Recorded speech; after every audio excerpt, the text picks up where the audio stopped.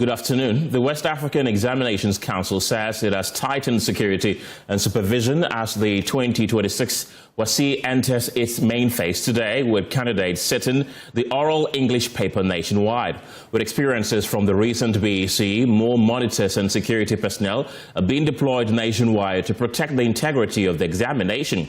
Head of Public Affairs at WAEC, John Kapi, says special arrangements have also been made for candidates with special needs. But first, let's take you around the country and speak to our correspondents who are live at the schools for the start of the WASSCE. Let's begin from the northern region, where Martina Bugri is standing by with the latest. Martina, what can you report from the northern region?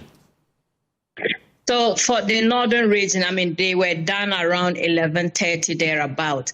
I was at the Tamale Senior High School when they had just finished their oral examination.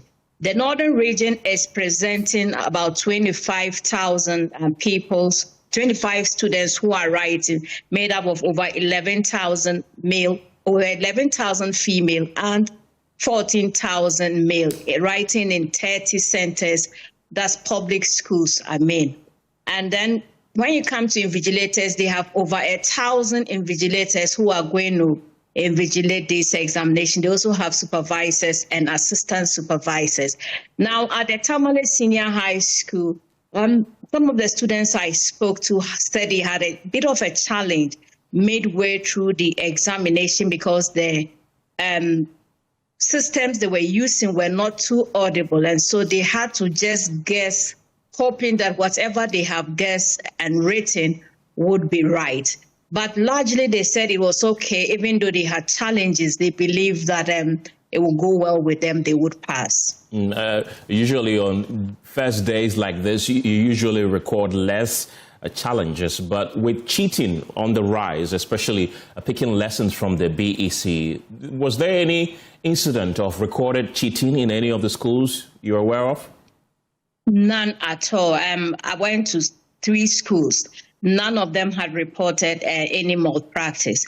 When I spoke to the students, they said their invigilators were very calm. They were not shouting on them. They just stood and watched, and they also concentrated because they had been spoken to pay attention to what they were doing, ensure that they don't copy, and then they can have credible results. They believe that if that is done, they won't have issues, and they fear that when caught, your papers would actually be cancelled, even heightens it more for them. And so they believe that they themselves comporting themselves is key in these exams, and so they are comporting themselves. Martina Bugri reports to us from the northern region. Thank you very much.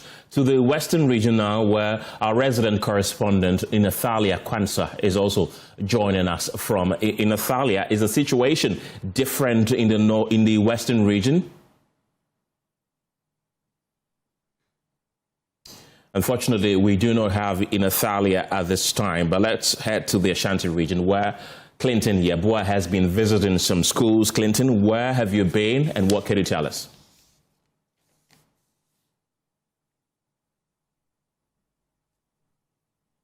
I've been to KNUST SHS and I've been to St. Louis SHS and also TI Media. And the situation, I can say, generally has been very calm. No incident of malpractice has been recorded in the 3 schools. However, the different twist when we got to KNUST school was that out of the 1,022 students who were registered for the examination, 3 of them are unable to sit. One of them is pregnant. She was able to write the exams. One of them also, after the registration for the WASSCE, dropped out of school. And the other one, as we speak currently, is deceased also after registration. Authorities explained that he was hit with some illness, and after some time they couldn't hear of him, so they contacted parents who then confirmed that the boy has passed away. And so out of the students who were registered for the examination this year, 3 are not writing at KNUST school. We were told by WAEC that this year's exam will be disability friendly. They're going to put in place measures to ensure that persons with disability are handed equal opportunity as their colleagues who are very well abled. Did you see anything like that at the exam centers you visited? Well, not specifically for the examination, but for the school structures, there were some disability-friendly structures there, but for the examination specifically, everybody is supposed to sit at the exams hall on the same desks to write. So I didn't see any different provisions for persons with disability. And I must confirm, I also didn't see any person with disability in all the schools that I visited. Ashanti region has one of the highest numbers of students sitting for this year's WASSCE. Usually, when the numbers are that huge, you usually record issues about delays in distribution of papers and a late start to the exams and so on. Did anything like that occur? Indeed, we did. We haven't had reports of delays in materials, but what we do have and have confirmed from all the schools I've visited was that because of the high numbers of the candidates registered from schools, they have been segregated into first and second batches. And so a batch started around 8 a.m. in the early morning, and the next batch also started around 10 a.m. And so the high numbers are being contained by, the segregation. But for WASSCE-specific directives and strategies, we didn't see any. Clinton Yabua, thank you very much. That's our correspondent from the Ashanti region. Back here in the Greater Accra region, a visit to some schools showed general satisfaction among students after the writing of the English oral examination. They've already started their final exams. This year the exams came earlier than last year, so we had a bit of a challenge with the timing, but we did our best to prepare them. So for us as a school, we are well prepared for the exams. We did our best, so we are sure the students will make us proud. Because of the timing, this year WASSCE came a bit too early, so that was a concern for us. But we had to put in some measures so that at least we could bridge, that gap, so that we didn't have any challenge. So we had so many interventions for the students, and we are sure that with all the interventions that we had to put in place, we really got them prepared. So I'll say they are prepared. What I found was that it was very much easy. I believe I'm going to make an A out of it. Yes. And I witnessed that all the questions and answers have solved most of them before. Most of them I did them yesterday. Yes, and I was very much familiar with it too. And I also wrote Jean Feb, which is recently like Novdekin. I also found out that the orals was the same. So I believe this one, I'm going to blow it. That's great.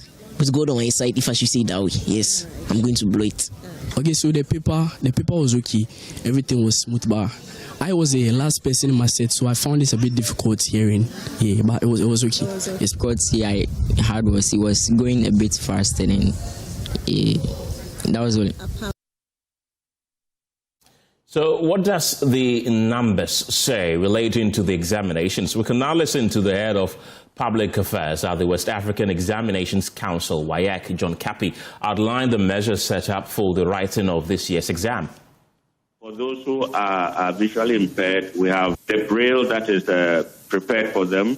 And then those who have low vision, we have what we call the large print that we make provision for. So all those who have these challenges are going to be catered for. There are also those who may have cerebral palsy. These are people who would have AIDS, if you want, and then they will put them through the process. There is always extra time for these specific candidates just because they may not be able to perform or function like their counterparts who don't have any of those challenges. Yeah, so we've always worked with the Ghana Police Service. They guard our examination depot. We also have them as escorts, and then they maintain general security around the examination area. We also have the BNI. They move at their own pace, at their own time. We don't control their movement, but they also go out there and monitor. We have national security who also go out. They also do not work with our timetable. They have their own timetable that they use, but then they report to us if they observe any negative trends anywhere at any examination center. Beyond that, we have our own locally trained monitors that we are sending out.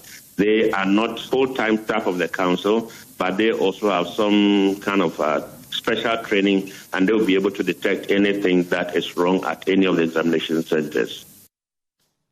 We've also been hearing from the Ghana Education Service, which has issued a stern warning to heads of senior high schools, particularly institutions repeatedly cited for exam malpractice, to desist from the practice or face sanctions. Director General of the Ghana Education Service, Ernest Kofi Davis, speaking at the news conference yesterday, made that known. I urge all supervisors and invigilators to maintain higher standard of professionalism. Those who are caught aiding cheating will be severely punished. I wish to remind heads of schools that are consistently cited for examination malpractice to change the narration this year, or risk being changed, because if you cannot change the situation, then we will change you. The situation will change you. So if you were cited 3 years ago, you were cited 2 years ago, your school was cited last year, then you have no chance this year if you are cited again. Then it's clear that you cannot change the situation. So who will change you? Or the situation must change you for us to get others to come and help us improve the situation.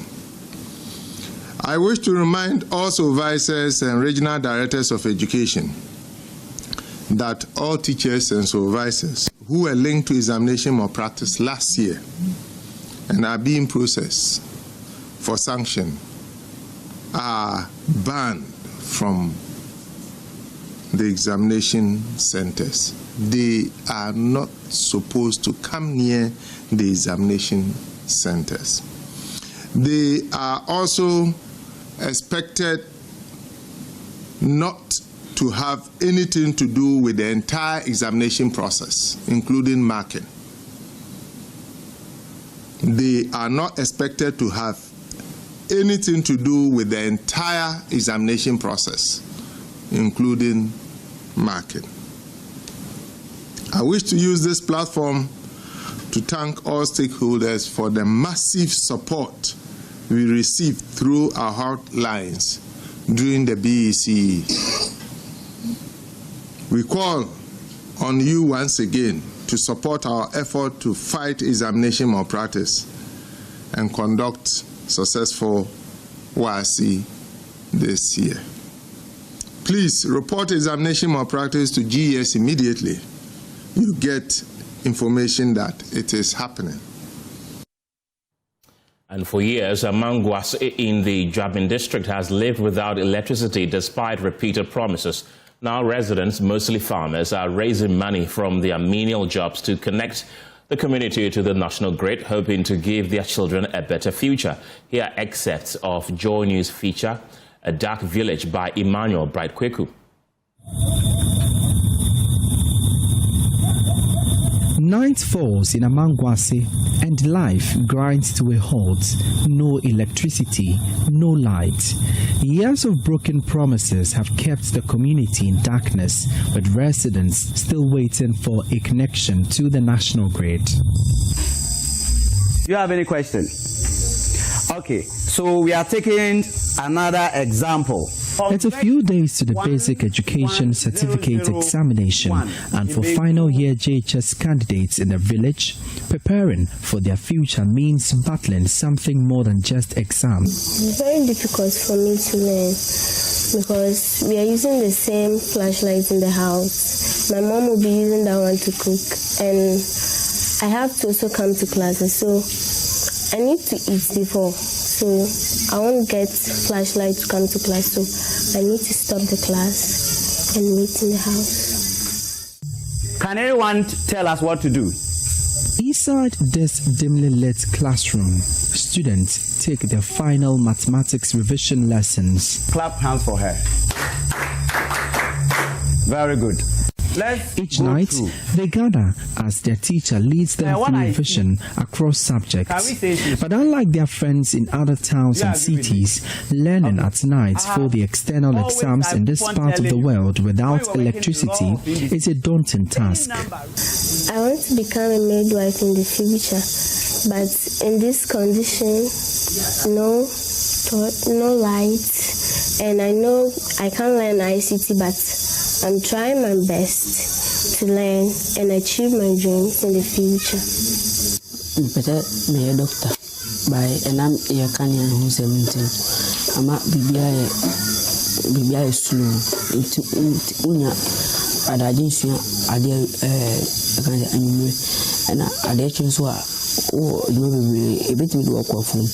The roof from about Nadia into Unya light and first torchlight also mammy used to Today, they are fortunate to have one parent give out her solar lamp to aid their learning. The lamp flickers from the ceiling, barely lighting the classroom. Sometimes they even come with torchlights and other things for studies, and it's not helping issues. We can't even have regular meetings in the evenings because of the lighting system. So you know be a light no starting buku so by can light na ni na bafo there's an aya take you board no so there's an the watching ya adwin ho sa ya be on say obeti by o kai sebia ka light wa na te bisia ka we nyina ayre ambanti na sana ma wa adwin na The absence of electricity is heavily impacting academic performance here. For this community, I've taken all the students as my own. And as you can see, a parent and your child goes for a BCA and then eventually the person fills up. At least you feel the pain.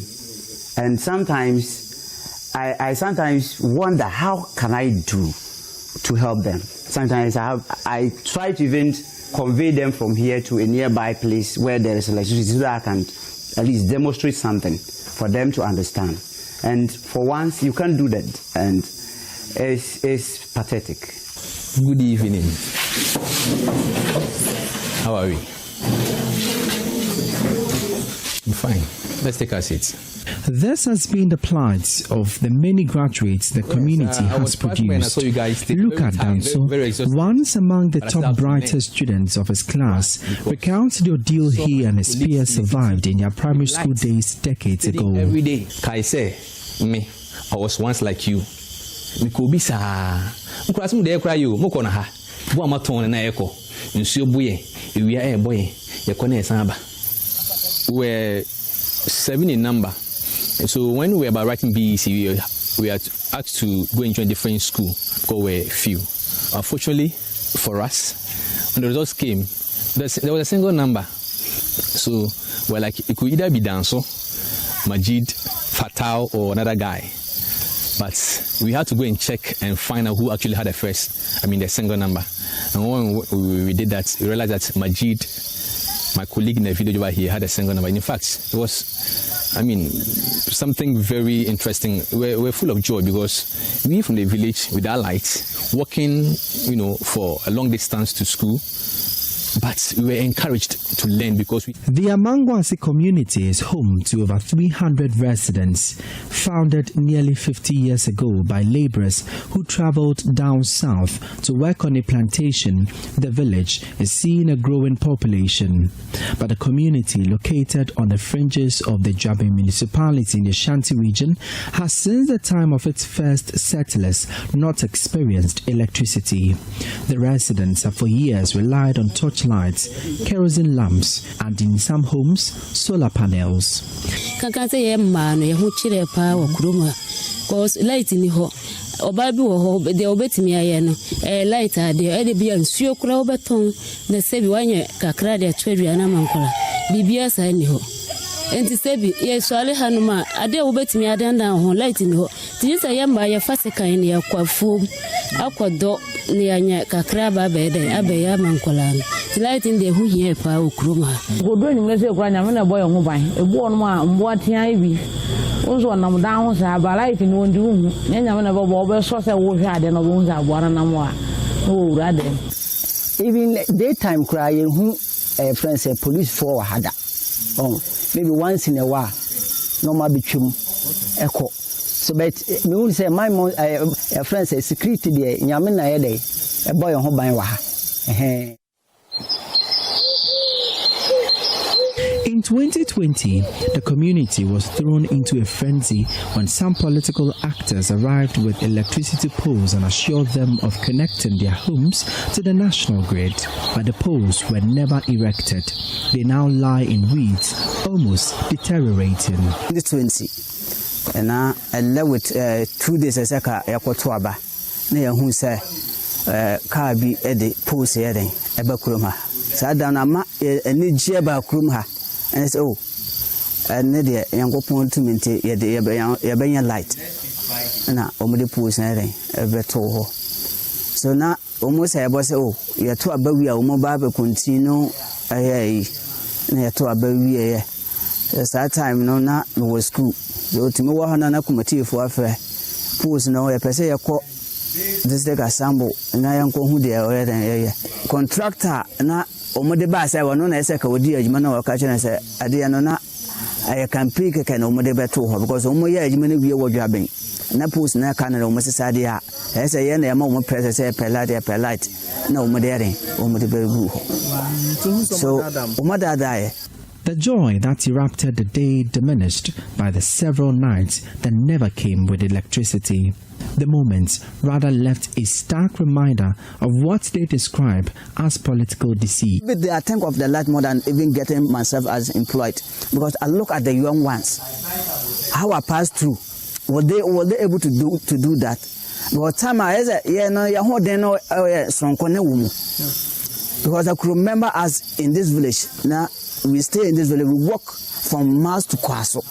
That's why I started my primary school. She's able to do that. So that's why we think like we have to come together. And we are appealing to anybody who is capable to come in our aid. Because this situation is getting very worse. Just as they have been forgotten in the dark, reaching their loved ones, even through mobile phones and social media, is a real struggle. On this heap of sand, I meet Ibrahim, crumbling for internet connectivity to reach a friend.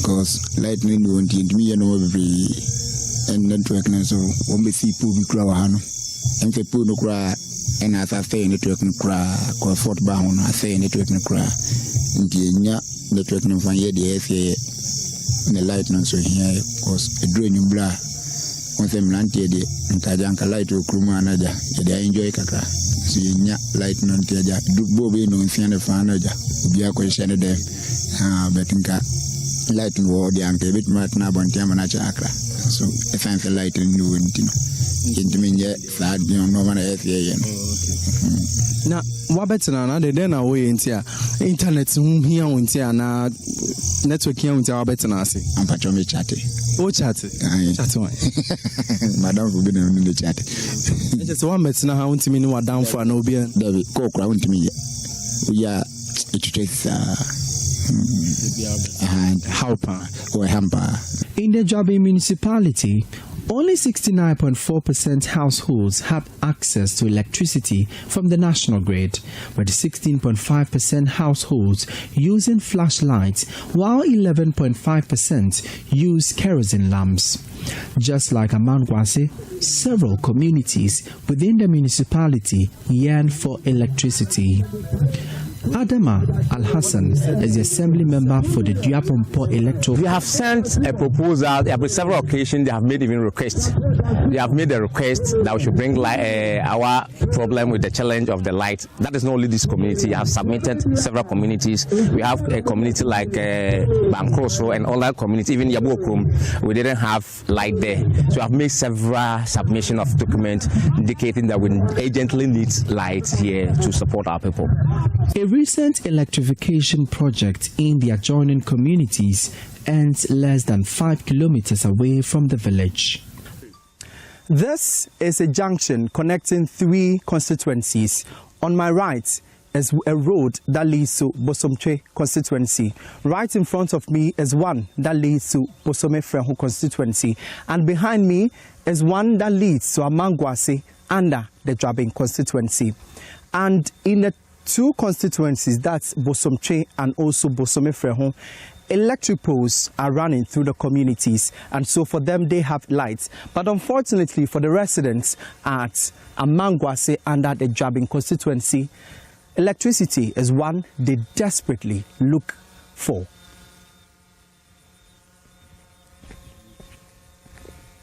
After decades in the shadows, the people of Amangwase are done waiting. Typically on weekends in villages, funerals, weddings or any other customary events take center stage. But today isn't like any of those days. The joy of the kids in this village as they dance to a traditional tune is one of a renewed hope to study at night without drudgery. The atmosphere under the tents at the event reeks of desperation and zest to see their village lit up at night after many years of neglect. Oh boy, I say. Oh boy, 20 million. Oh wow. Wow. And Canyan into you. And I would hear 2,000. And Yabway and Canyan into. From their meager incomes as farmers, the residents in one accord pool their resources together for the electrification project.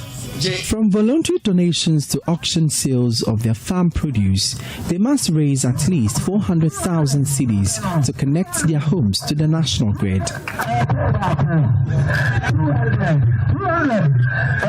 Humanitarian grounds, I think we have not been fair to the people here, because if you don't have light, how do you do other activities? Like for example, we are having this interview going on, so how do we even watch what we are going to show? It's worrying. You see, above for DNA, you're penkaniano, you're a slabanse. Also, almost you are saying, you're very number by almost you are saying, no more cree. The question tumpon. You hear electricity in the community is an end to a social canker in the village. And it maybe na teenage pregnancy cost ye pa because the internet cost on say na once ayesum enti enyabo no nsia kwa baby ayesum but light in your basic ma be ma sa de ni nyina asesa ama disua no so ayeden akosuru ye pa. So as we've worked how many examples? 4. Do anyone have a question on what we have studied so far? For these children, studying at night is not a routine. One thing that you need to it is a struggle. A struggle against failing light, against fatigue, right? Against a system that has left them behind.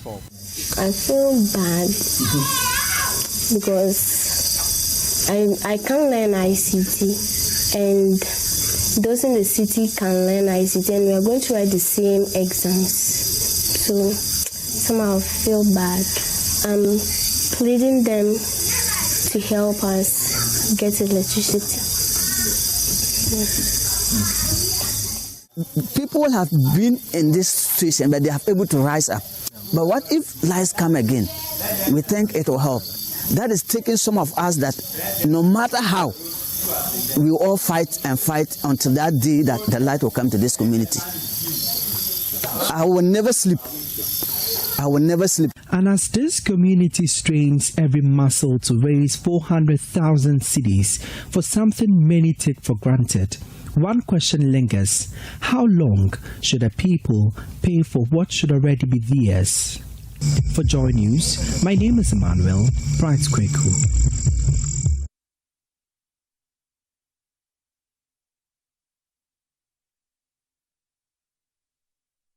Ghana has initiated full diplomatic processes to clarify the circumstances surrounding the arrest and detention of MP for Asante Akyem Central, Kwame Ohene Frimpong in the Netherlands. However, information about his arrest remains scanty. And private legal practitioner Amanda Clinton says foreign law enforcement clearly do not trust Ghanaian authorities, and that is evidenced in the apparent refusal to share information with local security counterparts. According to Amanda Clinton, if there was mutual trust, the MP could have been arrested in Ghana and extradited to the foreign country seeking him and not be arrested in another foreign country. The fact that he was arrested abroad is quite significant because it means it's an internationally coordinated investigation. Secondly, it also points to the fact that, do we as a country have the will to pursue politically exposed people and people within government? And if we don't, this is exactly the sort of pushback we get. It absolutely sends a signal to this government and to any government that will take place that international law enforcement perhaps did not trust the Ghanaian government enough to share information that they should have. Had they trusted them, we would have seen something like an extradition. But when you have somebody called a politically exposed person or someone in government, international law enforcement will say, well, if I share this with national security, if I share this with Yoko, if I share this with different departments, will that information be compromised? Will it spoil our investigation? And will it mean the person is put on notice so they don't get on a flight? And so what it indicates to me is that he wasn't put on notice per se. He got Ordinarily, will they have put him on notice? No, if our agencies were put on notice, quite sadly, what tends to happen is if our agencies were put on notice, some are government appointees and some would just share that information and it would filter down to a politically exposed person or someone in government. That is the fear from international agencies. Let's get onto the telephone lines right now and speak to Majority Chief Whip Rockson-Nelson Dafeamekpor for some clarity. Welcome to the program. First of all, what are you learning about the arrest of the Asante Akyem Central MP, who is a member of the Majority Caucus? First of all, let the record reflect that the honorable member was arrested Sunday morning en route to London on a private trip, even though he was traveling on his diplomatic passport, but the trip was a private one. And because he was flying in KLM, the transit naturally will be through Schiphol in Amsterdam. Now, let me address the issues raised by lawyer Amanda Clinton. Amanda Clinton. Now, I believe that comments like that do not help the situation. Because as a colleague lawyer, she ought to have conducted some small search from within the security setup to ascertain for a fact that indeed this was never brought to the notice of the security agencies and whether indeed nothing was heard about it. So if you simply say that they did this because they don't trust our security agencies, it's most unacceptable. And those comments like that should not be coming from such high-ranking, highly regarded people with opinion in this country. So that is what I think that we should take note of. But the point is that the honorable member was intercepted, interrogated for some minutes, and was told that there's been a warrant issued by the United States government for his arrest and extradition.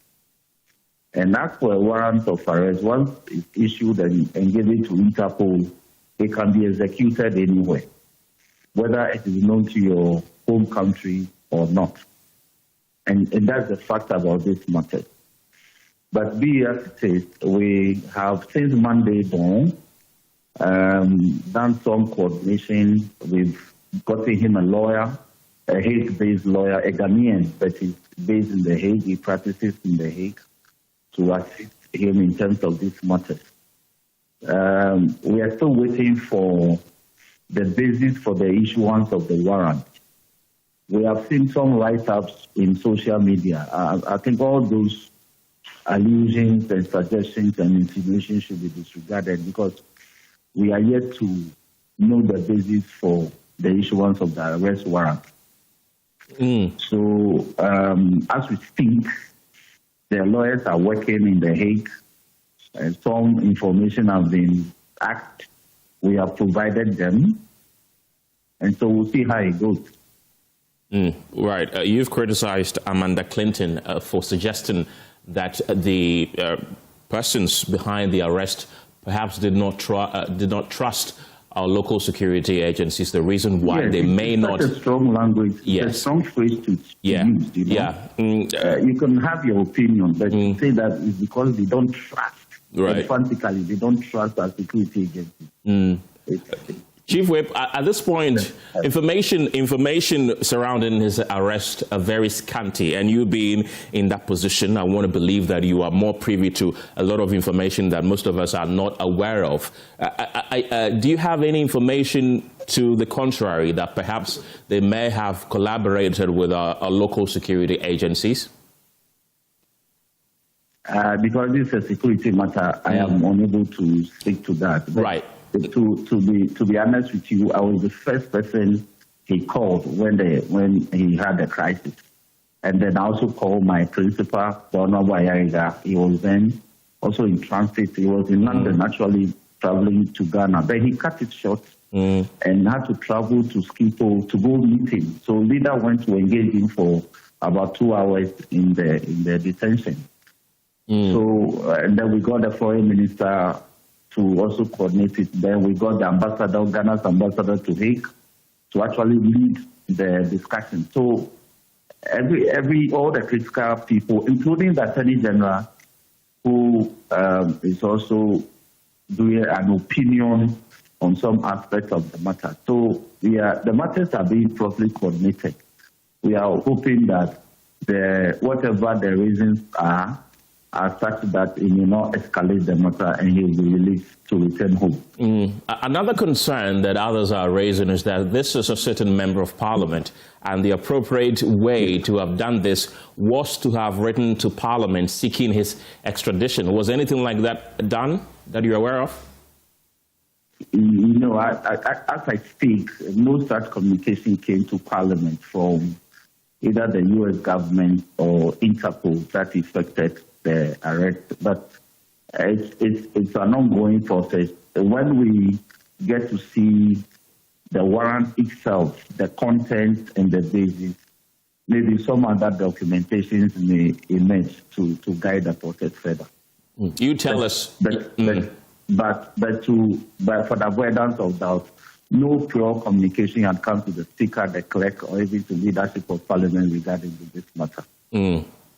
You tell us that he was arrested on Sunday. Since his arrest that particular day, you say that you were the first person he contacted. After getting him a lawyer, have you heard from him again?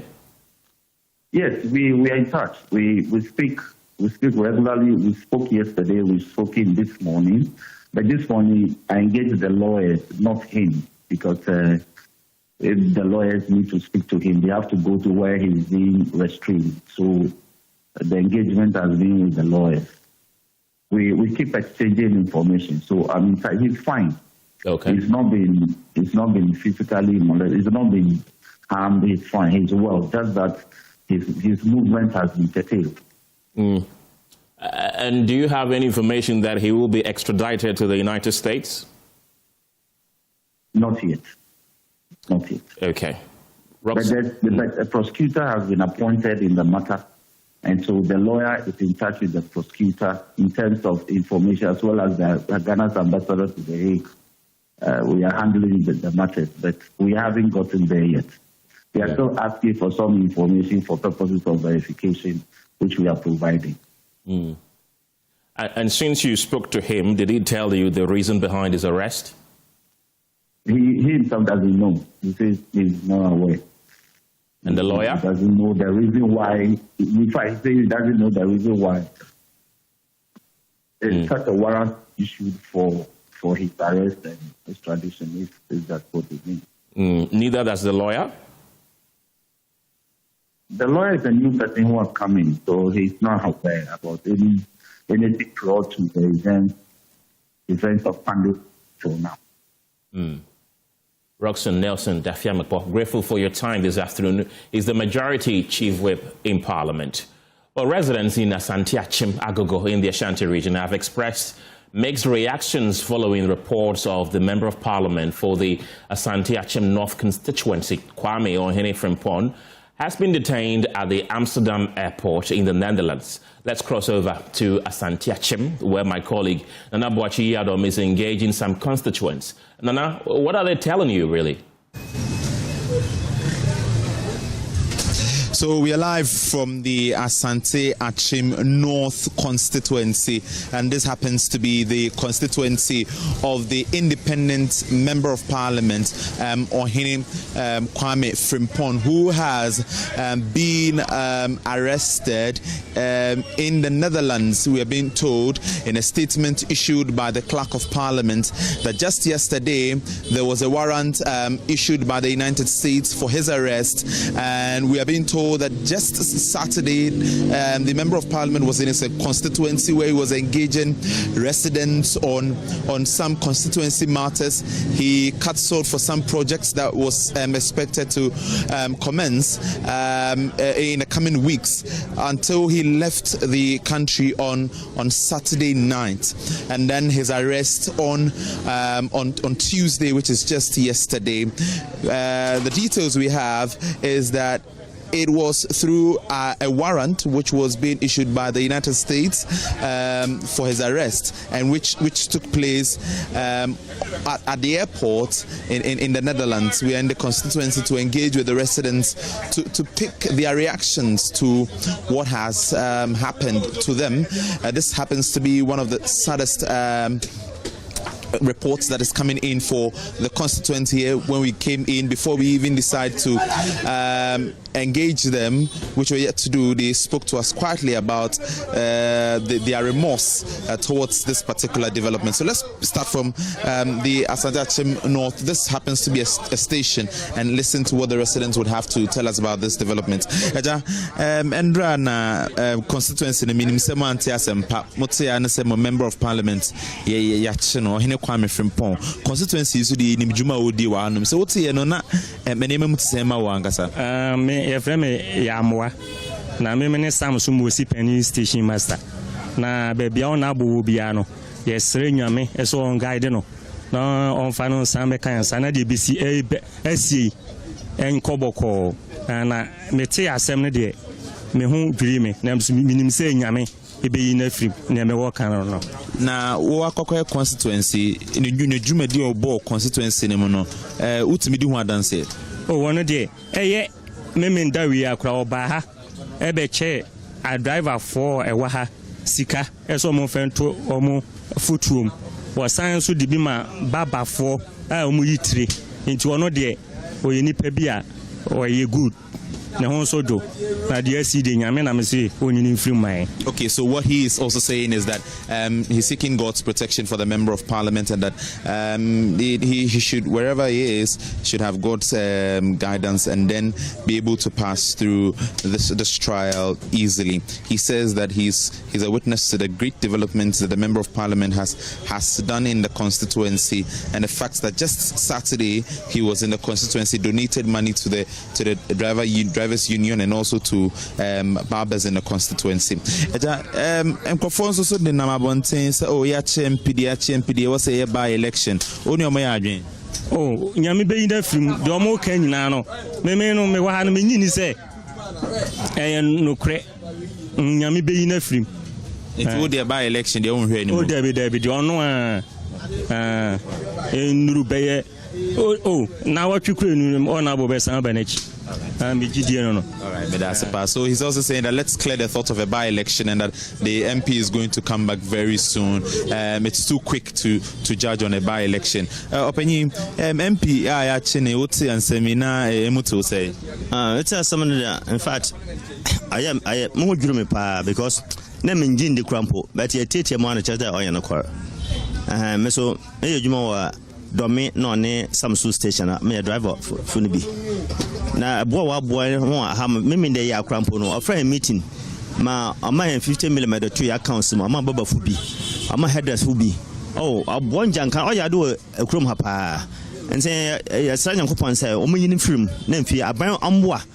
Joma mambo na mfi onwuro mebi na hu akwan ma faso mayini no na moyini mbra na Asante Akyem agogo no wa bo hempa pa wa ha. Wes masalache wa bo njanka wa bo nkrofo bebre o ha mo me mfi krom ha me wotachiman. So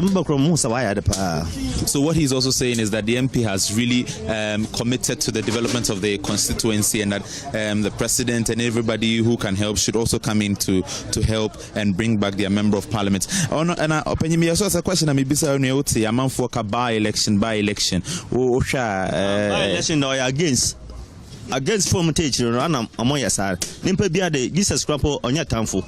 And nimpa bia some to nimpa on penimpanum from so. Nimpa de sawoya papa no bi mpo odwolo so se papa na wo yar kwapo jaye nso ombra na mato no papa yeso by election enjintum yanjintum agogofo nyama drivers yetika mama muka kanya ati nyina nti obia ya nti yanjintum so by election no. All right, so he's also kicking against the thought of a by-election, saying that the MP has done a lot and must come to continue whatever that he started. Opinion, me also on Sunny Ombeya again, a rehoma mo. What didn't show us any memo? Oh, I know pay the Mites Amenhopoi. Na yena di areho awo musipani and some station has say Emma on a broke Kwame Frimpong. Na men kwama from there ye still trade am Nyankopon say o man about for kronkron no say Nyankopon and see ne hene dia na asem say ato no dia aginyame na ana obema na abofo no atimi akwakoyi no afri baabi dia wo no ebi setete di kanfo ni nyina ehun bi ye chichi bi to afiase ani ade enso trade am Nyankopon twitwaje wo mo etima onsuro ye dem paibo ani akonchin etanachi se bibia ebe yie efri se nyame ene yi obi free afiase enti otwede amponyanko esa enti tete kanfo no hu bi wo bible mu ni ade dia sa no be hunti so otwede amponyanko ponse on shene den yenso ye dem paibo etanachi. All right, yeah, that's the plan. So what he's also saying is that they are praying for the MP to come back peacefully and for God to also protect him wherever he is. Opinion also mamwajin check akrebi o support your mom kase yenva by election bra say Akyem MP. Oh, me support ye bompa ise nyame edi no beba tinya ade a eno beba so by election bia maso obesamba. That's it. So he's also saying that he doesn't believe in the idea of a by-election and that the MP hopefully would return. Let me also speak to this gentleman here.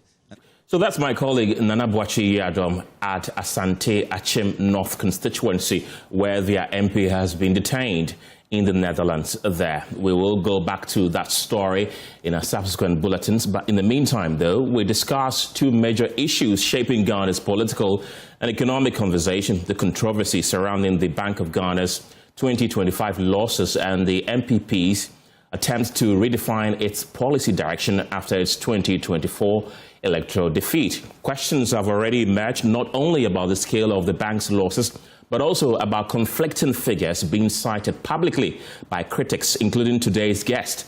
At the same time, the MPP says its newly constituted policy committee will help rebuild the party and reconnect with voters. So today, what really explains the Bank of Ghana's losses? Is the debate economic or political? And what exactly is the MPP's new policy vision?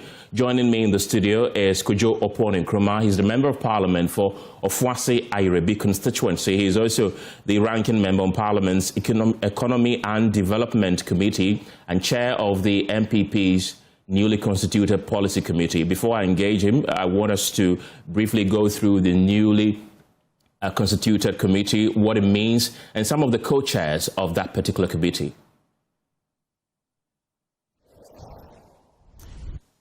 Right, so this is the official statement we got to that effect. It says that the New Patriotic Party, acting through its National Executive Committee and National Council, has constituted the various standing and sector committees of the party.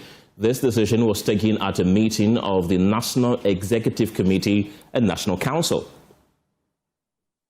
Held on Thursday, the 7th of May, the standing committees were constituted pursuant to Article 10(2)(6) of the party's constitution, while the sector committees were constituted in accordance with Articles 10(3)(8) and 14(5) of the party constitution. So these are the big names that are fronting some of the policy committees. These are familiar faces. So these 4 individuals were part of the persons who were seeking to lead the MPP into the 2028 elections. Notably, they competed with the eventual winner, former Vice President and the party's now flag bearer, Dr. Mahmoud Bawumia. Yao Oseyeduchum is a former Education Minister. He's now the co-chair of the Education Policy Committee. Brian Achampong is a co-chair of the Defense and Interior Committee. He is a former Minister for Agric. And Kennedy Ejapon is a co-chair of Employment and Jobs Policy Committee, and Kwame Ejapon is a co-chair of the Roads Policy Committee. So, as I mentioned earlier, these 4 individuals were vying to lead the MPP into the 2028 elections, but they lost to the eventual winner, Dr. Mahmoud Bawumia, who is now leading the party into the 2028 elections. Let's return to our touch screen again. And the second conversation that we're going to have this afternoon is about the Bank of Ghana's losses. So you look at the financial status of the Bank of Ghana, our central bank, dating back from 2008 to 2025. These are the official figures that have been given to us by the Bank of Ghana. You look at the last 4, which are very peculiar. You see that from 2022 to 2025, the bank recorded losses. In 2022, the official figures that came from the Bank of Ghana was 60.8 billion Ghana cedi loss. We recorded 13.1 billion Ghana cedi in 2023. In 2024, it was 9.3 billion Ghana cedis. And in 2025, the official figure that was provided for by the bank was 15.6 billion Ghana cedis. This is one of the things that form the basis of our conversation this afternoon. And profit from sale of half of Ghana's gold reserves, according to the Bank of Ghana, amounted to 9.5 billion Ghana cedis.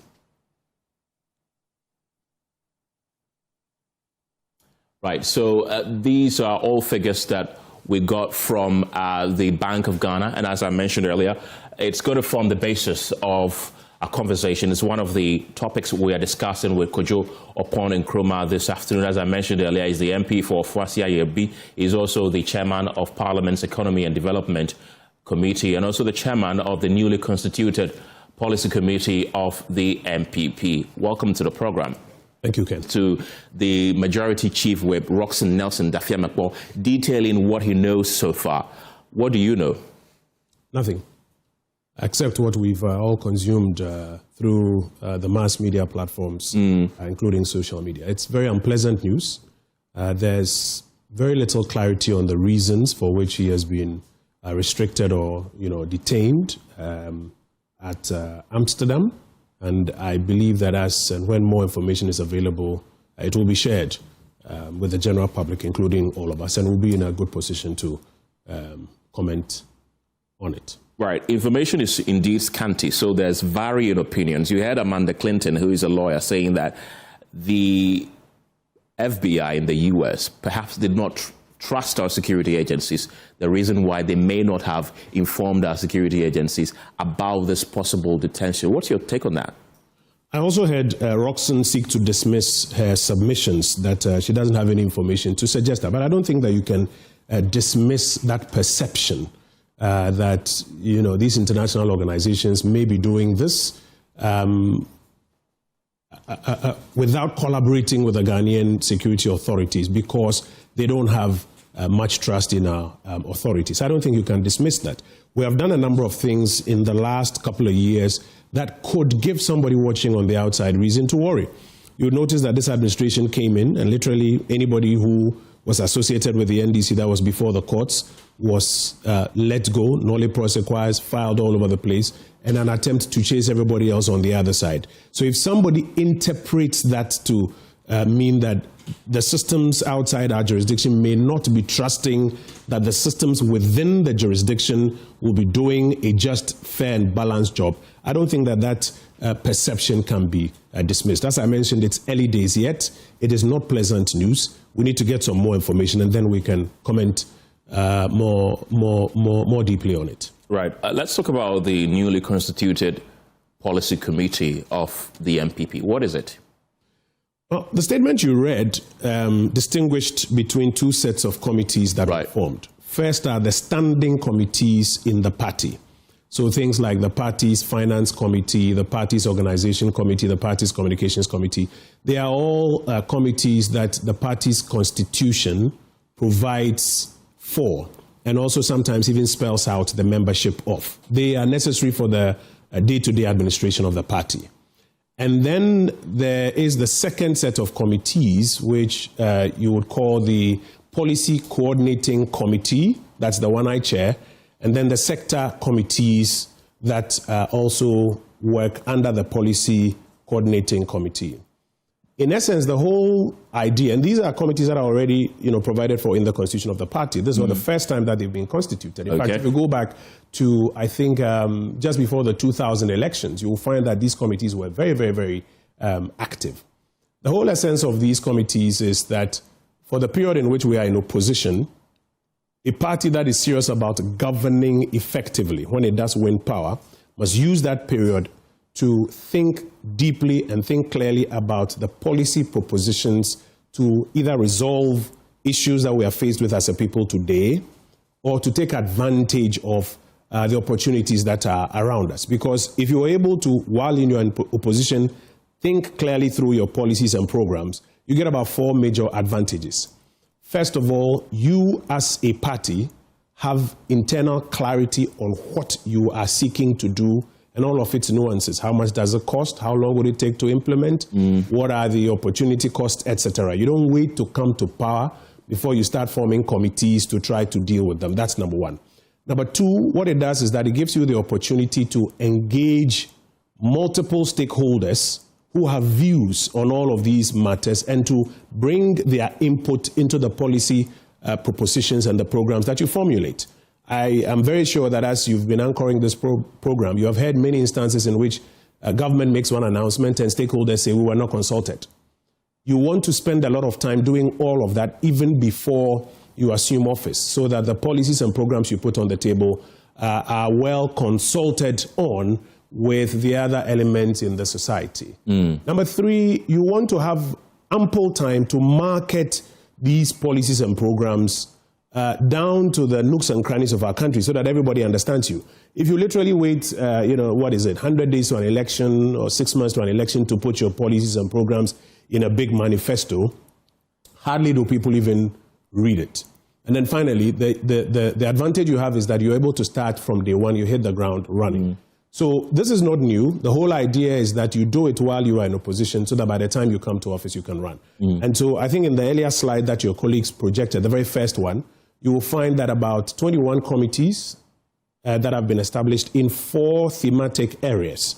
So you'll find the committees that are in admin and governance, that's about 4 of them. So constitutional and legal affairs, foreign affairs, security, intelligence, defense, decentralization. You find about 8 economic sector committees. Those are the committees responsible for fine-tuning the ideas that are supposed to, generate growth and jobs and improvement in people's lifestyles. About 4 infrastructure committees and 5 social sector committees. And the whole architecture is that the flag bearer is at the very top. Then the policy coordinating committee works to, may I say, synthesize all of those that come in. And then you have the sector committees, some of which you elaborated who the chairpersons are. But to ensure that these committees don't just work hanging in the air and generating their own ideas, they also engage deeply, first, with CSOs, faith-based organizations, academia and research institutions, and also you go down through the regional and constituency platforms to ensure that the ideas that you are generating are validated and have the input of the people on the ground. So that's the kind of architecture that the party has put together to bring forward these policies, these programs with which we hope to govern effectively the next time we have an opportunity. And the membership is drawn from about 6 different constituencies. You have the members of parliament and former members of parliament who have served on committees in parliament that deal with these sectors. Then you have the former appointees, former ministers, deputies, and appointees who worked in that area. We have a lot of people who are in academia and professionals who are affiliated with our party, who have views that they want to share and make input into. They have seats on these committees. You've got our colleagues in the diaspora, some of who work for international organizations, etc., who want to make an input. And then you've got your communication and social media teams, because whatever you are generating, you need to be able to get input from the general public and also be able to communicate it effectively to the general public, and then your youth representatives as well. So broadly, this is the architecture. And I think on the 25th of May, the flag bearer will be inaugurating these committees so that they can get to work and start putting together the MPP's next set of ideas for governance. What made the headlines really were the former flag bearer hopefuls who were put in charge as co-chairs of various committees. What went into that? Well, these are people who have outstanding experience in these areas. We are bringing our brightest and our best from all over the world together to, prepare policies and programs in these areas. And the flag bearer and the party thought it was very important to bring their expertise and their knowledge to bear on these sectors. So as you went through, these are people who are very well versed in these areas. It also helps the agenda of bringing everybody together. The contest is over. We are all now reorganizing for the future. And so that also helps that agenda very much. And when it came, of course, there were a lot of pushbacks and some would say controversies that other parties said that they were not consulted, their leaders were not consulted, they were not aware, and so on. How did you handle that? Well, I have not heard any of the persons themselves say so. I even saw people generate fake letters, etc., flying about. You must understand that there's a whole architecture that is aimed at always sprucing some discord within our exercise to unite and go forward. What we are interested in is focusing on the facts and the forward-moving exercise. And so I'm informed the necessary background conversations took place. I even heard some of the spokespersons on your platforms openly saying that, yes, they were consulted. And we're optimistic that all hands will be on deck as we work forward. Another thing is that people say there are not a lot of youth within these committees. Is that the case? I think it's because people haven't seen the membership of the committees. If you read the statement from the General Secretary, for these committees, it was only the leadership that was named. And the membership has not been put out. They will be inaugurated on the 25th. And I'm very sure that you'll see a lot of young, faces within the membership. Also in the leadership, there were even slots that were reserved for young people. Sometimes merely by reading the name, because there's no age or maybe a photo associated, you may not be able to identify that, this is apparently a young person in the party. And I'm sure that by the 25th, when we see the embodiment of all the persons, that issue will be laid to rest. So what's the end goal of these committees that have been set up? Very, very strong policies and programs that are aimed at impacting the lives of Ghanaians. A lot of Ghanaians today say that, yes, we're seeing very interesting figures at the very top, but our lived experience does not seem commensurate with that. A lot of Ghanaians are still talking about the fact that there are many, many, many pressing issues around them that are not being attended to. What you want to see these committees do is to generate the policies and the programs that respond to the things that matter the most to the Ghanaian people. And as we go along and as these are being developed, you will see them being put out, sometimes by the flag bearer himself, sometimes by the parliamentary caucus, sometimes by the party itself. And then I took that to mean that their inputs will be very, very much valued when it comes to the manifesto of the party heading into the 2028 elections. So you don't want to wait till then to develop a manifesto. You are building it on a regular basis as you are going forward with all of these inputs and these ideas. And you're also providing alternative propositions to deal with some of the issues that the government is attempting to deal with now. And the general public, stakeholders have an opportunity to compare, even as at now, not waiting till manifesto time, even as at now, what this government is doing, what the alternative proposition is, and then they can make a choice even as we go along. When will their work be over? They're going to be working, permanently from now till 2028, and even post-2028, because they are, committees that are established by the Constitution, they will be working to provide feedback to the government. If we are in government by then, they'll be working to provide feedback to the government. So the government itself knows, are we deviating from the program that as a party we have developed and that the people have bought into? So it's going to be an ongoing exercise that they work under. Now let's talk about the Bank of Ghana, their 2025 loss. The bank put out an official statement that they lost 15.6 billion Ghana cedis in 2025. You and the minority have challenged those figures. Why? I wish you could project either the bank's accounts, I think page 16, or the frequently asked questions that the bank put out. And you will realize that what you just said is the narrative that the NDC keeps repeating and therefore hopes and expects that people will keep repeating. Because the bank's report that they put out says that they lost 15.6 billion under their general operations, and then they also lost 19.3 billion when you go to their other comprehensive income accounts. And together, when you go to their balance sheet, you will see that the bank proceeds to adjust their balance sheet by deducting 34.9 billion from their previous net equity. That tells you the true quantum of the loss that has been occasioned by the Bank of Ghana. Now remember, we've told you that what has happened is that for the first time in the history of the bank, because the current government didn't want you or anybody else to pay attention to the accounts, they started off for the first time by coming to do a press conference to put out first the figure of 15.6, as though that was the only figure. So you see many people repeating it. But when you go into the accounts yourself, and that's why I've asked that your producers project either the frequently asked questions and page 16 of the bank's account, where they deal with more or less their balance sheet. And you see that all those numbers are there. But for us, we are even clear in our mind that that matter is settled. It's only the uninitiated who keep going around bandying about the 15.6. Any person who understands accounting, who looks at the numbers, understands it. For us, the more important thing is, how do we recover? Where do we go from here?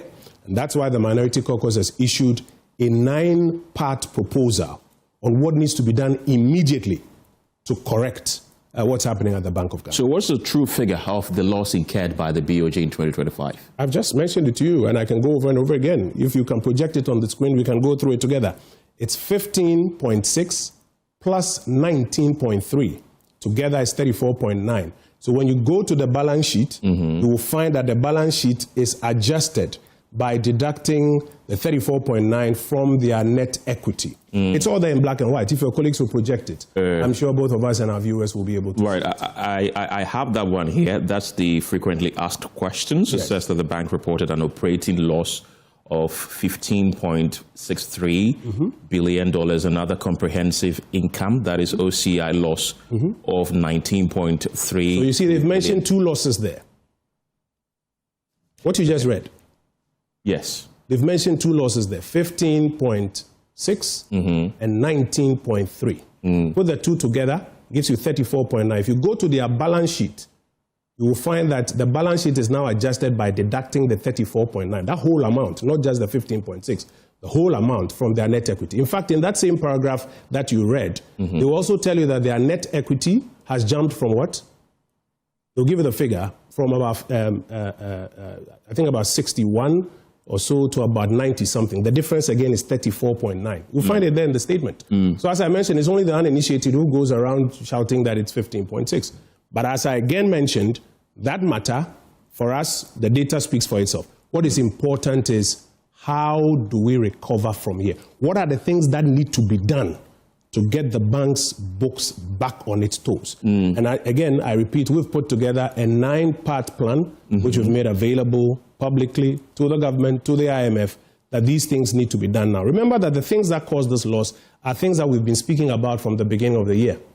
The sterilization as an instrument in an attempt to fight inflation, what we call in simple terms, pumping of dollars into the economy, which the Bank of Ghana wants to call market intermediation. We were the ones who started telling everybody that this is what is going on, this is what the cost is going to be. The government, throughout that period, 2025, denied it ad infinitum. It was only getting to the end of the year when the numbers started speaking for themselves that they admitted the 10 billion market intermediation.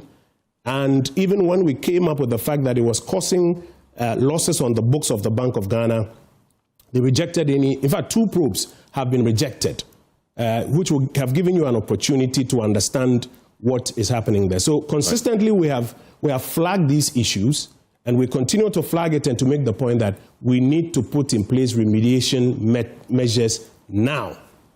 Those are the calls that we are making. Right. I asked you for clarity on the amount or the losses of the BOG. You mentioned that 34.9 billion Ghana cedis, correct? At your May 3rd and I gave you the breakdown of the 34 point. You did. Yes. At your May 3rd press conference, you said the true operating loss was 34.9 billion, which you've just mentioned. Yep. You then said when gold sale proceeds of 9.6 billion Ghana cedis are factored back in, yes, the figure rises to 44 billion Ghana cedis. Yes. But in your social media exchanges with Sami Jemfi, you referred to the bank's code substantial 34.9 billion Ghana cedis. So I need clarity, which is which, 34 billion Ghana cedis or 44 billion Ghana cedis? You've just answered the question. No, I haven't. I'm asking you the question. Okay, so take your time and follow me. You will find 15.6 in the first paragraph of the statement that you read. 15.6 operating loss and 19.3 other comprehensive loss. That's 34.9. And we have consistently said that that is the figure that you will find that the balance sheet is adjusted by. When you do accounting and you go to your balance sheet, you adjust your equity position by the total of your profit or your loss. So when you go to the equity position, you will see that it's adjusted by 34.9. We've also said that even the first figure of the 15.6, how they arrived at it was by reducing the previous loss. You know the first slide that you showed where you highlighted the gold proceeds? What they did was that they reduced the initial loss by selling 50% of this slide, by selling 50% of our gold reserves to generate revenue of 9.5 billion cedis. And that is why we have explained that if you add that back, you get a sense of the size of the challenge at the central bank for the year 2025. And the size of that challenge, if you add it back, is 44 billion. That 44 billion is reduced by this 9.5 so that it comes to 34.9. And that 34.9 is split into 2. The 15.6 that you will find on the operating accounts, and then the 19.3 that you will find on the other comprehensive income. So you find the 15.6 here, you find the 19.3 here. And then if you add back the sale of the gold, that's where you go to that figure. I'm looking at, you mentioned page 16 about the Bank of Ghana's account. The Bank of Ghana's accounts on page 16 openly disclosed other comprehensive income figures alongside the total comprehensive income. I'm looking at it right now. The bank concluded, per what we saw there, that it did not hide the figures. Both the operating loss and the OCI were published in the same audited statement. So there are concerns. You've just said that the bank admits in their statement that they didn't hide the figures. That's what you've just said. Yes.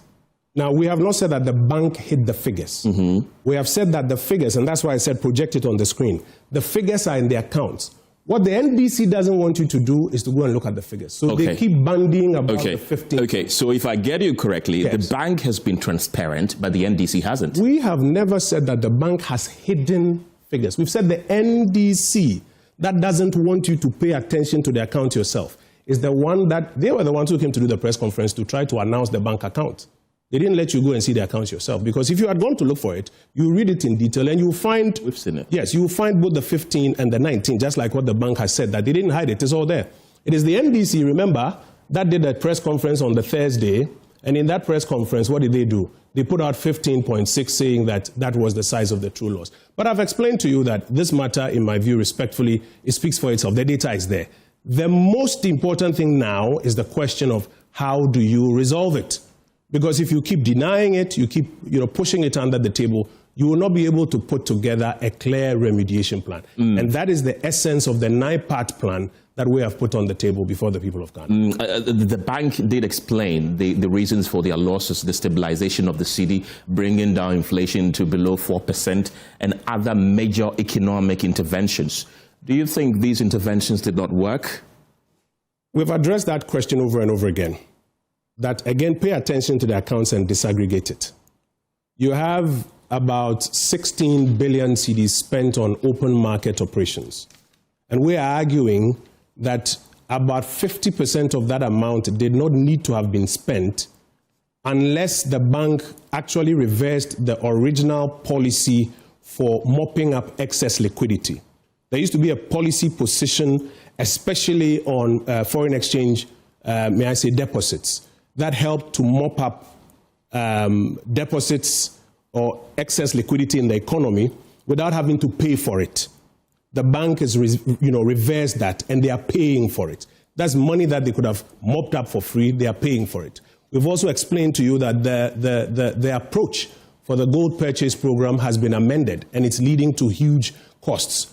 Remember, at the time we raised it initially, the debt was about 2.5 billion Ghana cedis.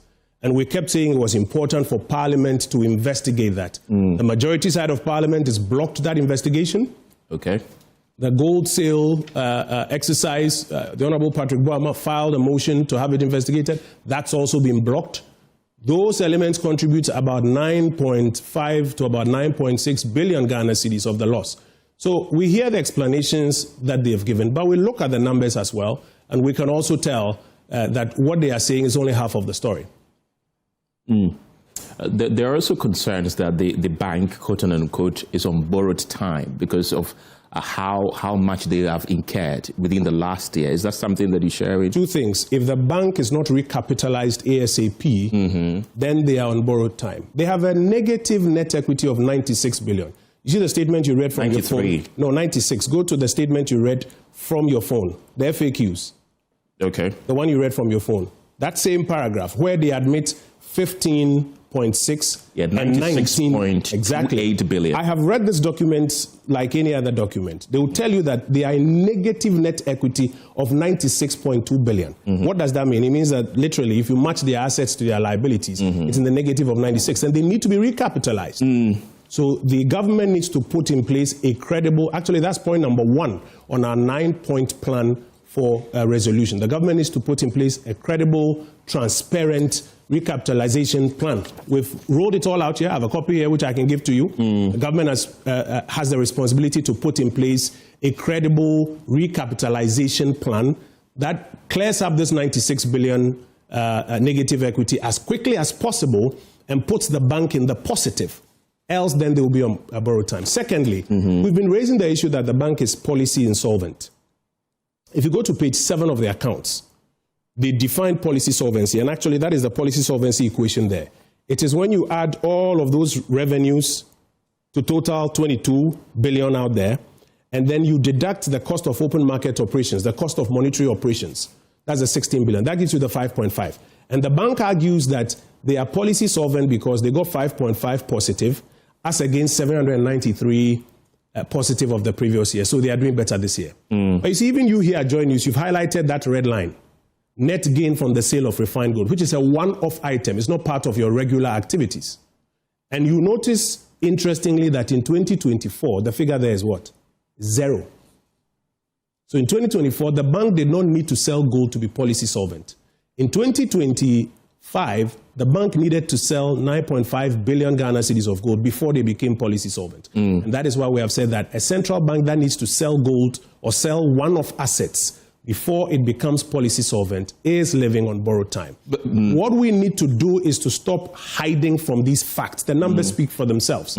Confront the situation head on so that the central bank is put back on its feet. Speaking about the negative equity of over 96 billion Ghana cedis, analysts have argued that the main driver of this was the domestic debt exchange program, which happened under your tenure. That is what is driving the bank to negative equity of over 90 billion Ghana cedis. It happened during your government, as I mentioned earlier. So how do you hold the current administration responsible for losses which are attributable to things that happened during the MPP? The losses are not attributable to things that happened in the MPP's era. And again, I encourage our colleagues not to keep repeating the NDC talking points. The net equity has been reduced by 34.9 billion this year alone. But the main driver, it's not the the main domestic driver. debt exchange. No, that's not true. The 34.9 billion, it has nothing to do with the domestic debt exchange program. You have just said it. They said they were using open market operations. That's a figure there, 16.7.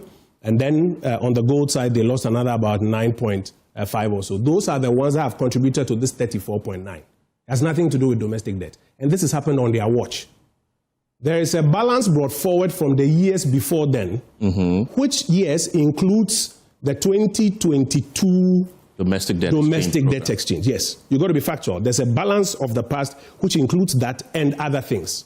It cannot be said that the same party, that when in 2022, the Bank of Ghana paid 48 billion to support the economy in the domestic debt exchange program, and they said it amounted to mismanagement, the governor should resign. Today, they claim that the Bank of Ghana has paid and has lost 34.9 billion to fight inflation and to support the currency, and that is good.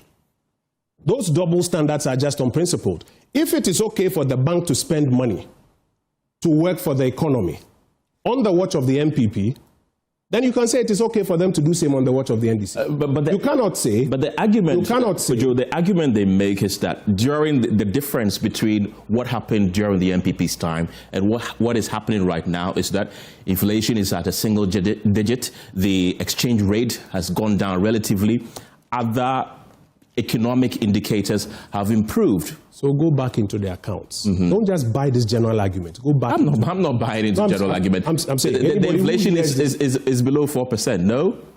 It doesn't mean that inflation that came below 4% was necessarily as a result of all the money they spent on the open market operations or what they did in terms of dumping forex onto the market. No. You may have inflation coming down to 3.5, 3.8 as a result of a certain number of factors.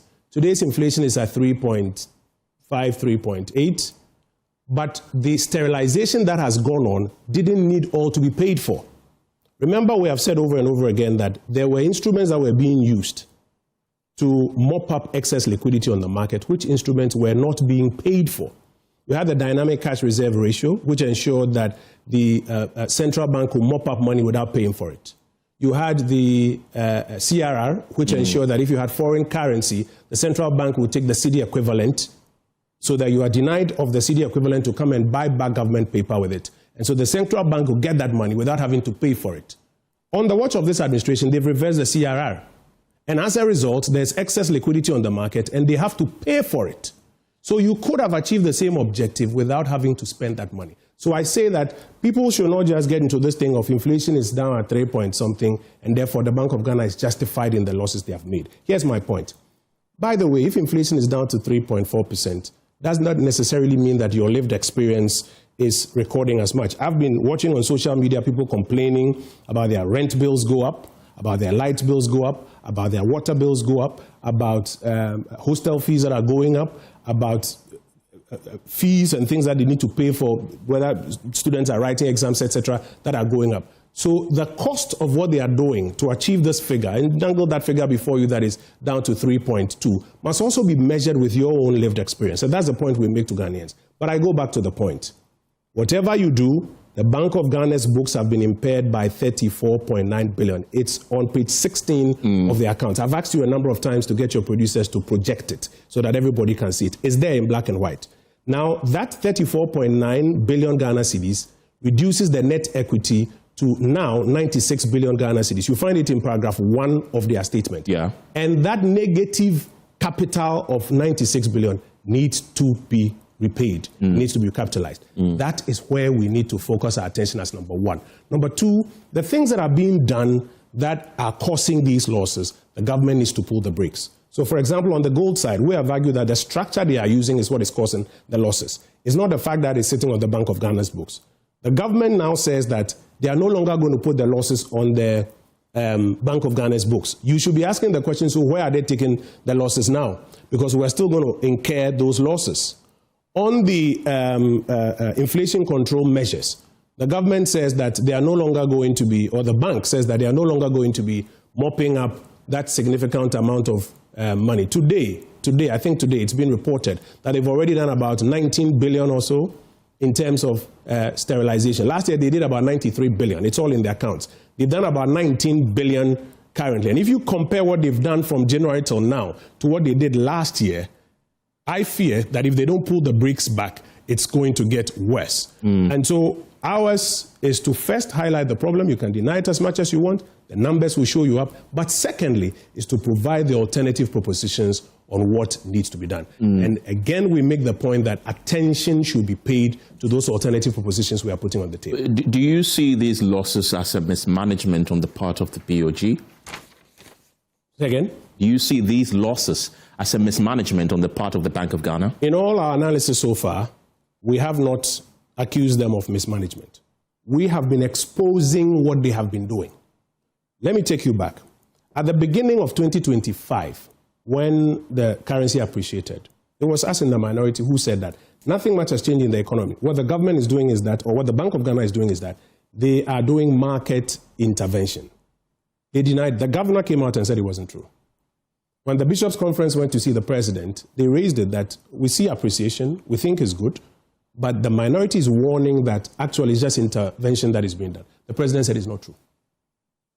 Later in the years, we kept showcasing the numbers. You recall, the IMF came in and then told the government to suspend the intervention and have a proper framework signed off before they continue. And so when they suspended, the currency started depreciating again. So later when the journalists went to the Jubilee House for the press briefing, one of the journalists asked the president.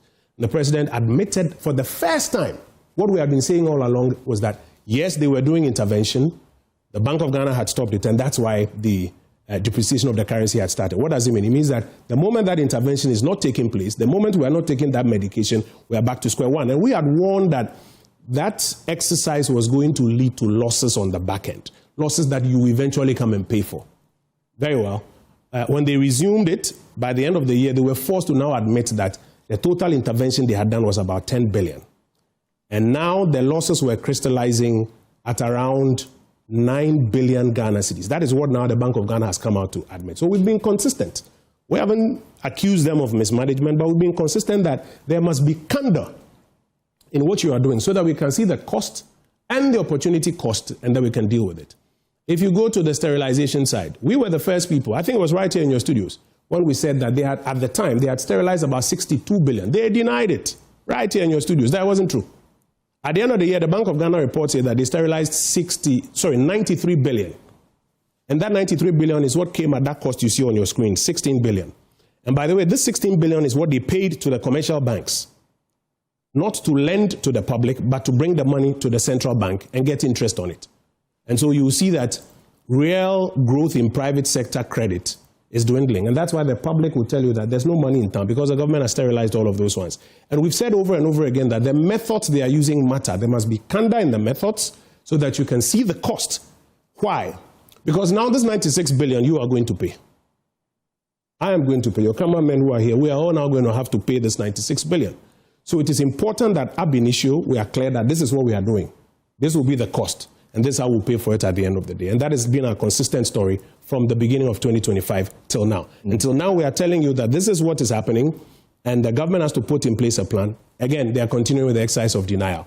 The truth will come out. What plan would you rather put in place?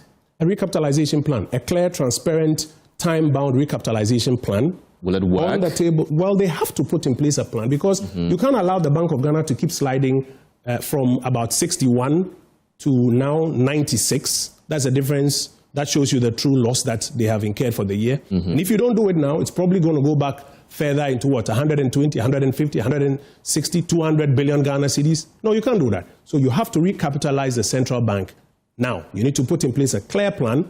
Another thing, if you look at point number 2 on our recommendations, is that recapitalization plan must be included in our next fiscal strategy. We have to be clear how we are going to pay for that recapitalization going forward. And it should be between the short to medium time, because the Bank of Ghana doesn't have a lot of time. We've also mentioned that going forward, all the quasi-fiscal operations that they've been doing, whether on the gold programs or the foreign exchange support operations, must be fully disclosed. It didn't have to take the minority from about March 2025 to be sounding the alarm and for them to be denying, only to be exposed by documents. They must be fully disclosed. Why? So that they can be planned for. The necessary contingencies can be put in place. And then the policy reversals that they have done, which are contributing to this, we strongly encourage that they should be reviewed. This document was put out on the 7th of May, 2026. Unfortunately, it appears that people are more interested in an exercise of, is it 15 or 34? The numbers are there. Everybody should go and look. You find it is 34. But now let us quickly find out, how do we resolve the situation? The BOG has recorded losses 4 consecutive years. They recorded losses 22, 23, 24, and 25. That's 4. Yes. Yes. So somewhere in 2022, for instance, they recorded over 60 billion Ghana cedis. Because they paid about 48 billion on the domestic. The following year, they recorded loss. They recorded consecutive losses. There are many who are asking that if you are holding the NDC government to such high standards, you are holding the Bank of Ghana to such high standards, proffering solutions for them to do. Why didn't you proffer those solutions when you were in government? We did. This is how come the loss. This what is how happened? I'm coming. So in 2020, I hope you don't have a short memory. In 2020, this country's economy was literally shut down for some months. Government revenues struggled, but government still needed to pay bills. Remember, teachers were not going to work, were being paid, were spending money on free water, free electricity, doing a number of things to ensure that lives and livelihoods were protected.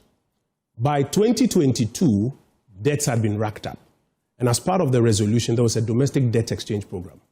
The Bank of Ghana alone paid 48 billion. That was when it went into loss of about 60 billion cedis that particular year. In the following year, 2023, you'll recall that the Bank of Ghana now started reducing its loss very sharply from the 60 billion loss to about, again, if you go back to the histogram that you put up on the screen, it was to about 13 billion Ghana cedis. In fact, the original account said 10 billion. When they later did the final numbers, then they said 13 billion. In the third year, that was, yes, those are the slides, 13.1 billion. In the third year, that is 2024, I can tell you on authority that the Bank of Ghana turned profitable. How did they turn profitable when they made losses? Good. So again, go into the balance sheet. You will find that it is in 2024 that the Bank of Ghana changed its accounting policy. You see, before 2024, both the other comprehensive income and then the operating income were put together in the operating account. Are you hearing me? Both of them were put together. So the 60 billion loss that you see, it is both OCI losses and operating losses. In 2023, the 13.1 you see, it's both OCI losses and operating losses. But in 2024, for the first time, and the 2024 account, remember, was prepared and signed and published in 2025 on the watch of this new administration. They changed the accounting standards. They were no longer using the International Financial Reporting Standards. They were now using their own accounting principles. So in that principle, they moved the OCI losses off the balance sheet. So that 9.3 that you see... That's profit? I didn't say it's profit. You said profit. No, I said I can tell you that in the end they made profit. Okay. Listen to me. Okay. That 9.3 that you see excludes the profit from the OCI account. I really wish your colleagues would put the page 16 up there, because you will see it up there. So if the profits were to have been added to this, would it have gone positive? Put page 16 up there. Put it up there. I'll show you on the screen. My producers are working on that. If you add it, you will see that it's profit. And I'll show you the key. When you go to the balance sheet for 2024, you'll find that instead of the negative net equity position getting worse, it got better. Why? Because the cumulative effect of the operating loss and the OCI loss, when you put it together, it was, I think, profit of about 4.5 billion Ghana cedis. And so the negative net equity improved by about 4.5 billion Ghana cedis. Again, if they put page 16 there, you will see it, and our viewers will see it. So in 2024, they're working on it. Good. The 2024 account is not on the same accounting formula and principles like the 2023 and the years before. That is the accounting standard that is used for 2025, and that's why KPMG qualifies it. Well, it's not technically qualification, but they make a note in it that these accounts were not prepared with IFRS. In fact, the directors of the account, they make that same point, that this account was not prepared with IFRS, and that they use their own accounting standards to do it. In that accounting standard, they've removed the OCI profit or loss from the operating. That's in another one. That's the one they show you in the first paragraph of the statement that is 15.6, and then there's the OCI of 19. But prior to 2024, the two were together under the operating account. You can file an RTI request to the central bank and ask them specifically that was the accounting standard changed for the 2024 account? And is it true that they have now split it so that OCI losses are sitting in a different basket and then the operating losses are sitting in a different basket? They will tell you that, yes, that's the case. So when you put it together, you can compare it to the previous year's account. So here's my answer. Those losses were being reduced, and by 2024, the combined effect was that they had gone into profit. And so you expect that they will continue back on a profit path. It is the decisions that have been made now that have now slipped them into a combined loss of 34.9. And we even argue that that 34.9 is because they had to augment it with the 9.5, which you highlighted on your screen. If you adjust for that 9.5, the true figure is the 44. But I make the point one more time.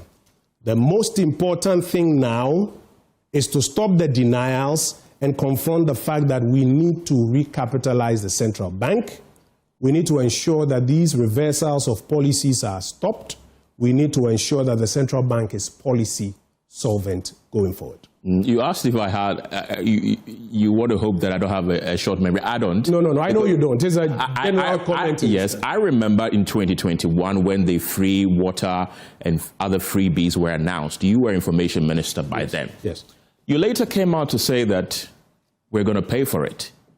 Yes. You did say that we are going to pay for it. So indeed, Ghanaians paid for those freebies. Taxes were imposed. I'm coming. Taxes were imposed that were supposed to generate revenues to help pay for it. They didn't meet the target. You did analysis here. I mean, Joy News did analysis here of how the e-levy and the rest failed woefully. Did they achieve their target? Also, e-levy and those taxes that were described as nuisance taxes. You did analysis here. I'm coming. Yeah. So the e-levy, you say, and other taxes, which the then opposition NDC described as nuisance taxes, were to cater for these freebies. Let me take you back to 2021. When those taxes were imposed, and the question was asked, what are they for? In particular, the COVID. Sorry to interrupt. My producer is asking the page so that he puts it up there. You were 16. Page 16. When those taxes were imposed, this is it. If you like, we can go to the screen for me to demonstrate something to you. When those taxes were imposed, and the question was asked that, what are they for? The COVID levy in particular. The answer we gave was that at the time we heard things that were free to the public, but they were not free to the Treasury. The Treasury had to pay for it. The Treasury is now in debt, and that debt needs to be cleaned up. You ask yourself whether those taxes succeeded. And we've done the analysis here over and over again. Those taxes did not necessarily succeed. Now, when we then got into a high debt distress position, we had to do a debt exchange, a very painful debt exchange program. That was when the central bank had to pay 48 billion to support that program. And that 48 billion is what now led to their loss of 60 billion for that year. And I mentioned to you that from that year onwards, they were reducing their losses.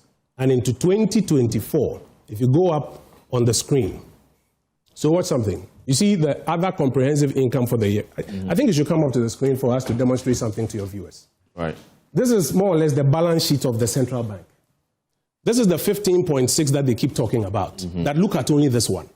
But when you look at the balance sheet, apart from this, there is 1, 2, 3, 4, 5, which all add up together to give you another loss of 19.3. Okay. When you put the 15.6 and the 19.3 together, you will come up with a figure that is here. This is the total comprehensive income. It's a negative, so it means loss for the year. This is the 34.9 on the balance sheet of the central bank. Now let me show you this 19.3 loss, which you add to the 15 to come to the 34.9. The previous year, 2024, it was in surplus of 13.5. Are you watching this? I am. It was in surplus of 13.5.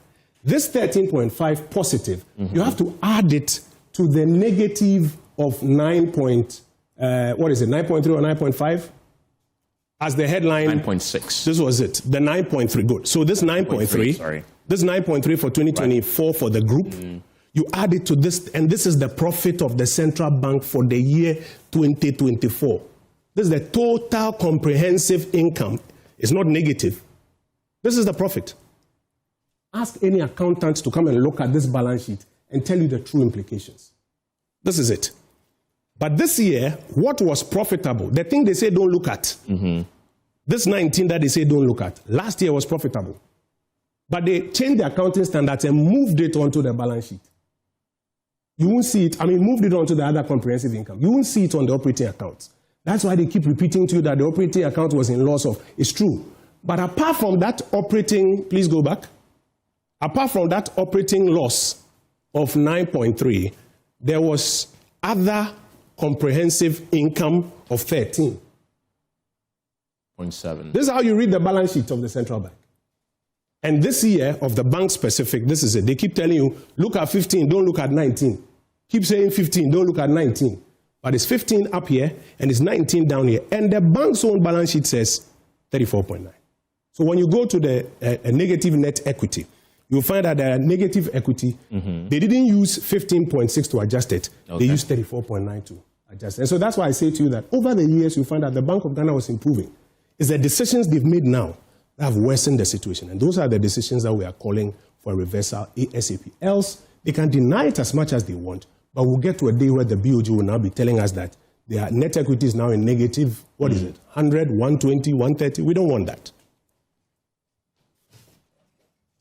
Okay, so that's the statement on your screen right now, which Kojo opponent Nkrumah just ran us through, making the argument that the Bank of Ghana made such huge losses. Kojo, we were speaking about the taxes that were introduced by your government as interventions to remedy the economy after the COVID-19 pandemic, and you argue that those taxes didn't work. I'm saying they didn't achieve the objectives that they were supposed to achieve. What did the e-levy get? What was the target? What did it achieve? Measure the target and measure what it achieved. Because it was introduced with a certain fiscal analysis to raise a certain amount of money. It didn't achieve, I think, even 20 or 30% of what it was supposed to achieve. And the COVID levy? I don't have those numbers readily available. But in any case, this is why people voted the MPP out of power. People were not satisfied with the measures that we put in place. We are in, May 2026. The accounts have come in, and we have made the point that it is important to take some steps to resolve the issues at the central bank. Some of those other steps that we have also proposed is that the accounting treatments that they are now employing should be reviewed. We have now asked all the banks to use IFRS. Reviewed by KPMG? Reviewed by the central bank. Okay. The board of the central bank took a decision, I've just demonstrated to you, in 2025, first quarter, to amend the accounting structure of the central bank, to use their own internal accounting standards. If you go to where the auditor statements are on the account, if your producers go there, you will find it. They took a decision to change it. But this is at a time when we've asked all the banks that they should go to IFRS. Why is the central bank moving away from IFRS when you've asked all the central banks, all the banks to go to IFRS? Because you want to have some element of comparability of treatment. That when people say this is this, you can compare it across board. Okay, this is the KPMG. This is a KPMG statement. If you have opportunity to read it, you'll find it there. They state it clearly that this is not in accordance with IFRS standards. I asked you earlier whether you think the bank was on borrowed time. I explained in two parts. Okay. That if you do not recapitalize, then you're on borrowed time. If you don't solve the policy solvency questions that you have and continue to operate this way, then you're on borrowed time. They haven't solved it, have they? Say again? They haven't solved it, have they? Well, the bank is not commented on that. Is the NDC political group that is very loud in trying to defend the bank because of things they said in the past. I know that a lot of officials at the central bank agree with us that they need to be recapitalized ASAP, and that their policy solvency position is one that also needs to be considered on a sustainable manner, so that they don't have to be selling assets, one-off assets, before they become policy solvency. They agree with us themselves. Right, because if you look at the policy solvency of the bank, for instance, that is its capacity to fund its own monetary operations without recourse for monetization, it actually rose. It rose from 700 million to over 5.5. I just took you through the numbers. Over 5.5 billion. I just took you through the numbers. That is because they had a one-off item. So, by the way, on the issue of the accounting standards, look there up on the screen where the auditors draw attention. It says, look at line 2. It says the consolidated and separate financial statements are prepared in accordance with the group. You know, here the group is the Bank of Ghana, the Bank of Ghana group. The group's own accounting policies to satisfy the financial information requirements per the Bank of Ghana Act, as amended by the Bank of Ghana Amendment Act, the Bank of Ghana Amendment Act again, and the Public Financial Management Act, as amended by the Public Financial Management Act again. As a result, the consolidated and separate financial statements may not be suitable for another purpose. Our opinion is not modified in respect to Can you read that last line again? As a result? As a result, the consolidated and separate financial statements may not be suitable for another purpose. For another purpose. As our opinion is not modified. So it is, and then if you go into what the directors themselves said, they were even more, categorical that this was not done in accordance with the IFRS standards. But I come back to the point. All the data is there. Anybody who's minded to read can read it. I come back to the point. There is the need to ensure that the deterioration ceases. The steps that need to be taken to ensure that the bank is back on its feet need to be taken now. The consistent denials and refusals will not make the problem go away. So what's the way forward? Again, I mentioned to you, we've put out a 9-part plan, which starts with the fact that you need to recapitalize the bank. You need to put in place a transparent, time-bound recapitalization strategy. You need to ensure that the bank's recapitalization is included in the fiscal risk analysis of this country so that the one who is paying for it is not surprised. Remember in 2017, we were surprised when we discovered that we had to pay for take-or-pay contracts that had not been factored into the fiscal analysis framework. And we had to all of a sudden try and find ways to generate money to pay for things that were not included in the fiscal risk analysis. We are guiding and advising that that same thing is not repeated in this instance. We are also making the point that the bank needs to develop a recurring policy solvency measure, one that is recurring and sustainable, one that doesn't have to rely on one-off sale of gold, like what you showed us, 9.5 billion, before you become policy solvent. Because like you said, they say, oh, it was 700 million, now it's 5.5 billion. But in the table you've showed us, that's 5.5 billion positive now, as against the 700 million the previous year. It includes a 9.5 billion from gold, which is a one-off item. You are selling airtime here at Multimedia. That's your core job. If you have to sell airtime, let me break it down. You have to sell airtime to make revenue, to pay the salaries of the cameramen here. And now you get to a point where after selling airtime, you are not making enough revenue, and you start selling your cameras to generate revenue to pay airtime. Does that sound to you like, in this regard, policy solvency? No. How many times can you sell your camera? Because after you sell it once, you won't have it again to sell. It's not part of your core mandate. And so we are saying that it is important for them to develop a recurring policy solvency measure. We've also mentioned that they need to strengthen the disclosure of quasi-fiscal operations.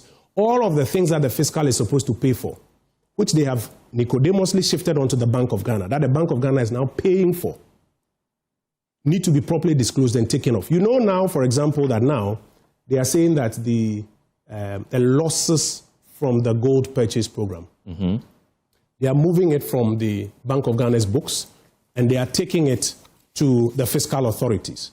Why? Because it's a quasi-fiscal expenditure. You remember that when the finance minister came to Parliament in in April 2025, he told us that he was going to give that amount of money from the Treasury to the SOEs that were responsible for gold transactions. They didn't, and the central bank had to be front-loading. So they were quasi-fiscal expenses. It was in the end that they now tried to, a refund for them to pay. Those are quasi-fiscal expenses that must be clearly disclosed and paid for by the fiscal. If you keep pushing them to the central bank, it will show up on their books at the end of the year. The majority clearly disagrees with most of your claims that you've made. They have always disagreed. Yes. One of the main people who disagrees with you is Sammy Gyamfi. Over the weekend, I saw some back and forth between you and him. He says you are running from a debate from him because he believes that your facts are inaccurate. Are you running away from a debate? The finance minister is responsible to bring the accounts to Parliament. I am surprised that people are not worried about why the law, Section 58, that says the finance minister should bring the accounts to Parliament and lay the accounts with his comments after it's been gazetted, so that Parliament can interrogate the accounts and come up with, various positions on it. And it's not being complied with. Some people are not interested in it. What they chose to do was to rather politicize the matter and hand over the accounts to a political party to come and hold a press conference on the accounts. That is theater. Have you ever, since you started journalism, seen that done before? That is irresponsible theater. That the Bank of Ghana's accounts are prepared, they are ready. The law says that it should go to the finance minister to gazette it. In fact, it should be gazetted, sent to the finance minister. He should add his comments, come and lay before Parliament. It's not complied with. Then it is turned into theater. You had NDC communicators showing up in Parliament to join a press conference. You don't have worries about that? People don't have worries about that? So we have insisted that the finance minister must comply with the law and bring the accounts to Parliament. And any further interrogation we need to do, it will take place there. For the other persons, we have said that motions have been filed to investigate some of the things that have gone on.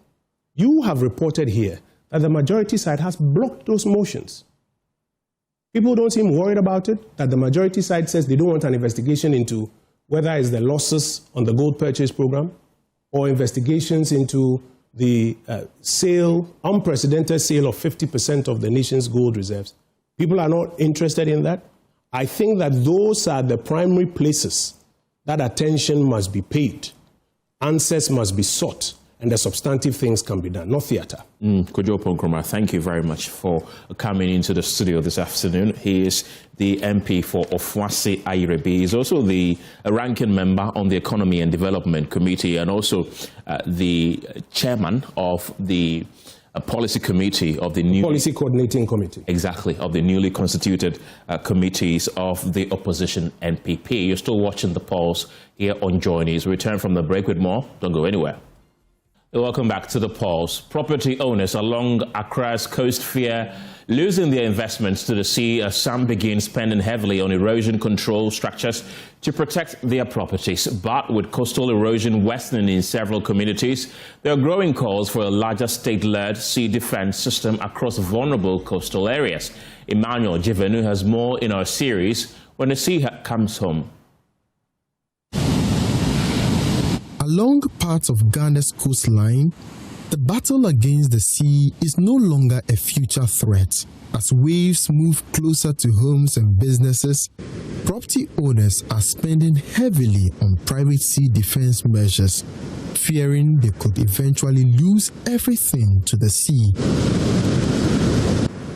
At Kolegono in Accra, concrete barriers now stand between hotels and the sea, while sandbags support weakened foundations where erosion has gradually eaten away the land beneath.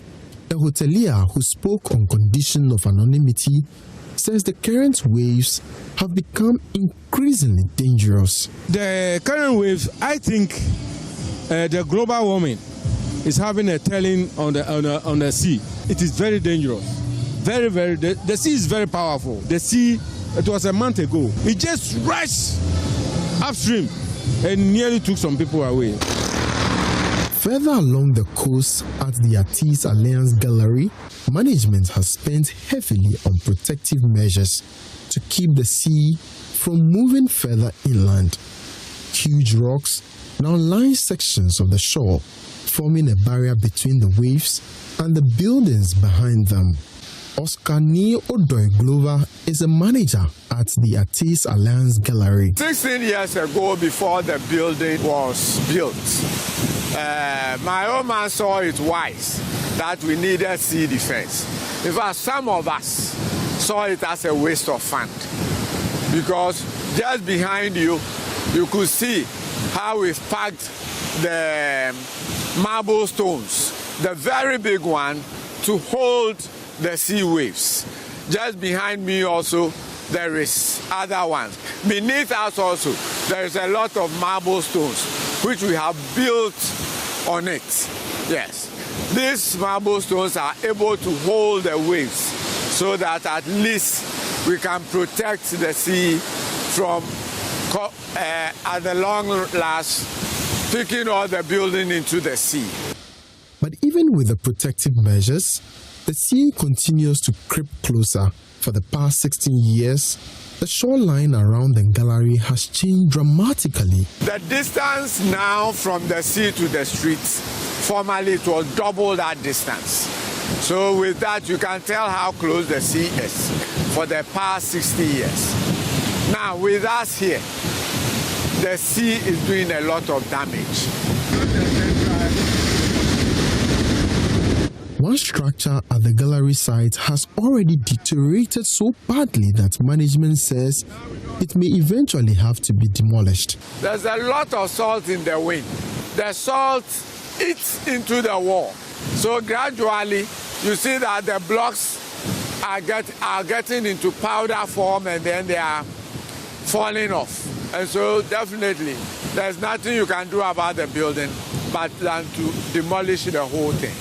Business owners say they are spending thousands of cedis protecting properties that remain vulnerable every day. The cause and effect is very dangerous. We put some edges. Some people too have put rocks. This is actually helping, to push the sea backwards. Residents and business owners blame illegal sand winning for worsening the erosion. Even as some people try to protect the shoreline, others continue removing sand from the beach. Human activities is also helping the sea to come closer to us, especially the winding of the sand. People come collect sand, collect stones from the shore. All these things enable the sea to move closer to us. It's creating some valley. And so it's pushing the sea towards the coast, which is very dangerous. So education must go on and educate the perpetrators of this heinous crime. As private businesses struggle to defend themselves, there are growing calls for a larger state-led sea defense systems across vulnerable coastal communities. There are areas that they need, the government needs to come and help as far as the sea defense is concerned. If you can remember, we've done sea defense as far as from the Volta. There's a need for the government to come into our aid so that at least those who can protect themselves from the sea wave, the government can do something about it to help us, not only us, but to help the country as a whole. The walls are getting higher. More rocks are being piled along the shore, but with every crashing wave, the sea keeps moving closer, threatening homes, businesses, an entire stretch of Ghana's coastline. Emmanuel Jivenu, Joy News, Accra.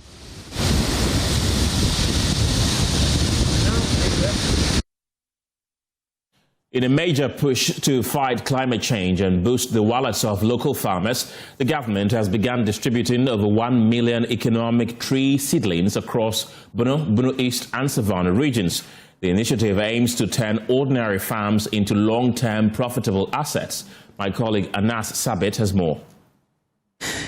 In the Bono East and Savannah regions, the earth is getting a new treasure, not gold, not oil, with 1.2 million economic tree seedlings.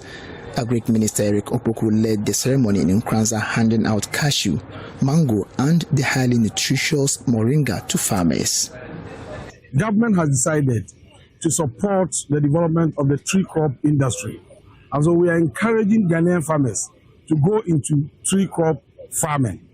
What we did this afternoon is just to distribute seedlings to our farmers. We brought cashew seedlings, mango seedlings, and moringa seedlings. We have 3 million of the seedlings to be distributed to over 10,000 farmers. Traditionally, a Ghanaian farmer worries about one thing: the harvest at the end of the season. But this initiative changes the math completely. These trees will keep producing for decades, but the real headline here, for the first time, farmers will also get paid for the carbon those trees breathe in. We are doing this for a purpose. The first one is to increase incomes. Farmers will sell their harvest and rake in revenue. Then apart from that, after 3 years of planting, we are going to pay for the carbon credit. And that will be determined, how much we pay will be determined by a committee that we are going to set up. We are going through climate turbulence. You know the impact of climate change and how it has seriously affected food production. I mean, the entire environment. To restore the greenery, the verdure that will produce that conducive atmosphere for habitation, we have decided to encourage farmers to go into the planting of economic trees. Deputy Country Director for the World Food Programme, Anita Narahari, revealed that this is phase 2 of the CLTF Agroforestry Carbon Credit Programme. Over 7,000 more farmers are set to benefit, with over 3 million seedlings planted in total. But crucially, these farmers will earn credits for every ton of carbon their trees store. With the commencement of this second phase, over 7,000 additional farmers will receive climate resilience tree crop seedlings, bringing a total number of beneficiary farmers reached under this program to approximately 10,000 farmers till date. In total, more than 3 million mango, cashew, and moringa seedlings are being distributed under this initiative across the target regions. This entirety is a $7 million USD project, but this is just a beginning. The Bonese Regional Minister Francis Usu-Antwi, on his part, gave a firm commitment that the region will not fail, but also issued a direct warning to project managers to release funds to farmers on time. I urge all the beneficiaries of the Agroforestry for Carbon Credit project to adhere to the principles and practices governing this project. I also urge the project managers to always release funds and other resources to beneficiaries to carry out their activities on time. The minister calls it a key strategy for transforming agriculture, but we call it a lifeline. Start projects where abey. Yansu yebehwe start the project no ebegina na ebetumpon. Yebesre no say mo bia so ehia de fa ho no so mo de be mayen. And betima ma yeso yetima yeduma de no kama. With climate change threatening traditional crops, these trees are a hedge against the future. Anna Sabit, Joy News, Nkranza.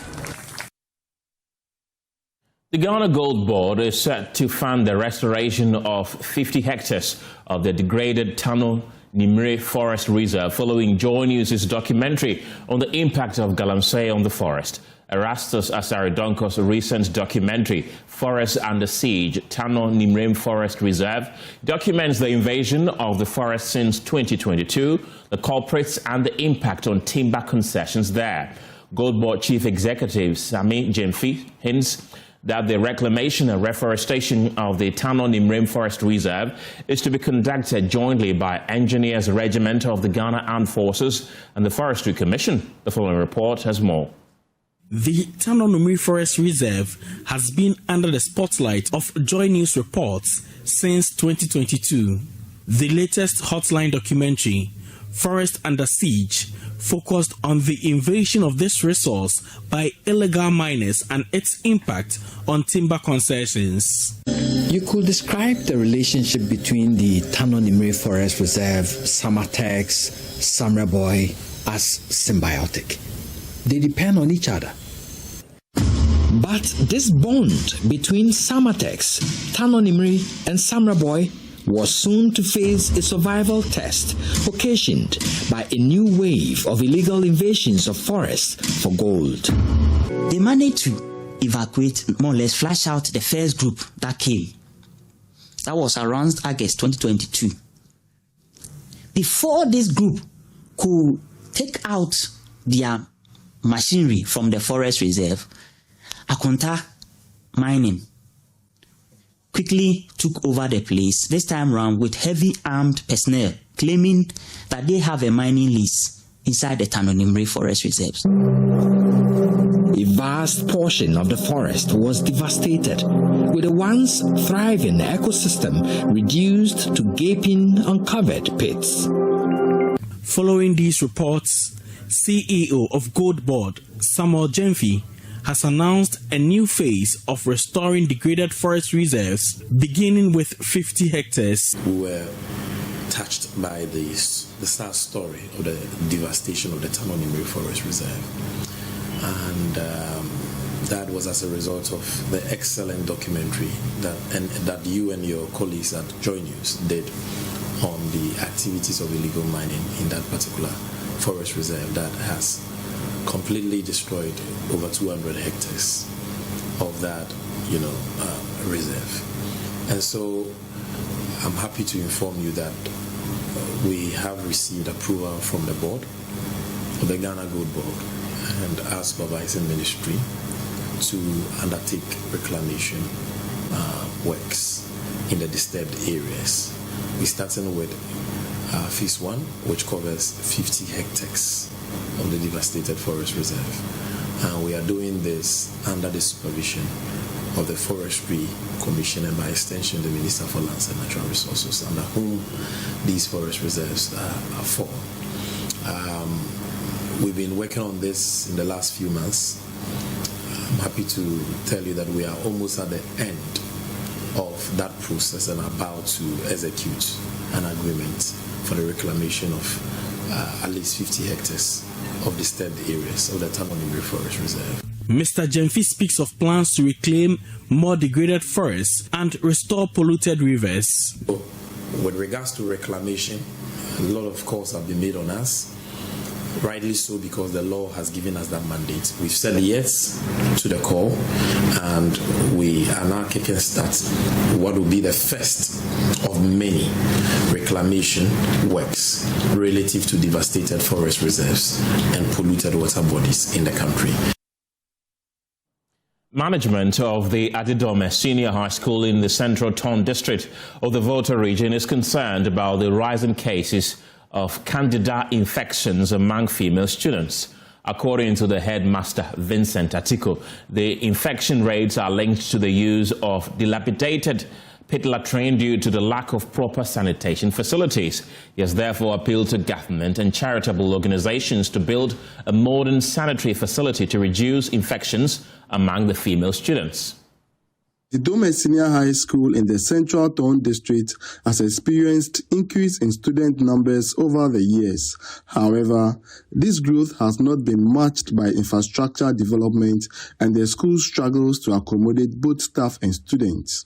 The school lacks adequate classrooms, staff and student accommodation, and other essential academic resources to support effective teaching and learning. Dr. Vincent Jidula Kwesi Atiku is the headmaster of the school. We have a lot of challenges, as I tried to mention. Infrastructure-wise, we need additional classroom floor. We need additional dormitories for boys and girls. We need student beds, particularly the steel metal beds, bank beds. And so we need metal beds very badly. Most of our students are lying on the floor. They sleep on the floor, really. In the evening when you come, you realize that they lay their mattresses on the floor and they sleep. And they do this at the mercy of mosquitoes. Imagine. If the beds were there, they put out their nets and sleep in comfort. One of the most pressing issues at the school is the absence of suitable sanitary facilities for students, particularly girls. The only pit latrine available has developed deep cracks and is also close to collapse. Furthermore, Dr. Vincent Jidula Kwesi Atiku commented that female students are suffering infections due to the continued use of the unhygienic facility. Not so. And critical to mention, I said the challenges are many, but critical to mention has to do with toilet facility for our students. Our girls in particular have been getting a lot of candidiasis from the old age KVIP that we have, which came with the school. The school is 40 years old, and this KVIP is also aged.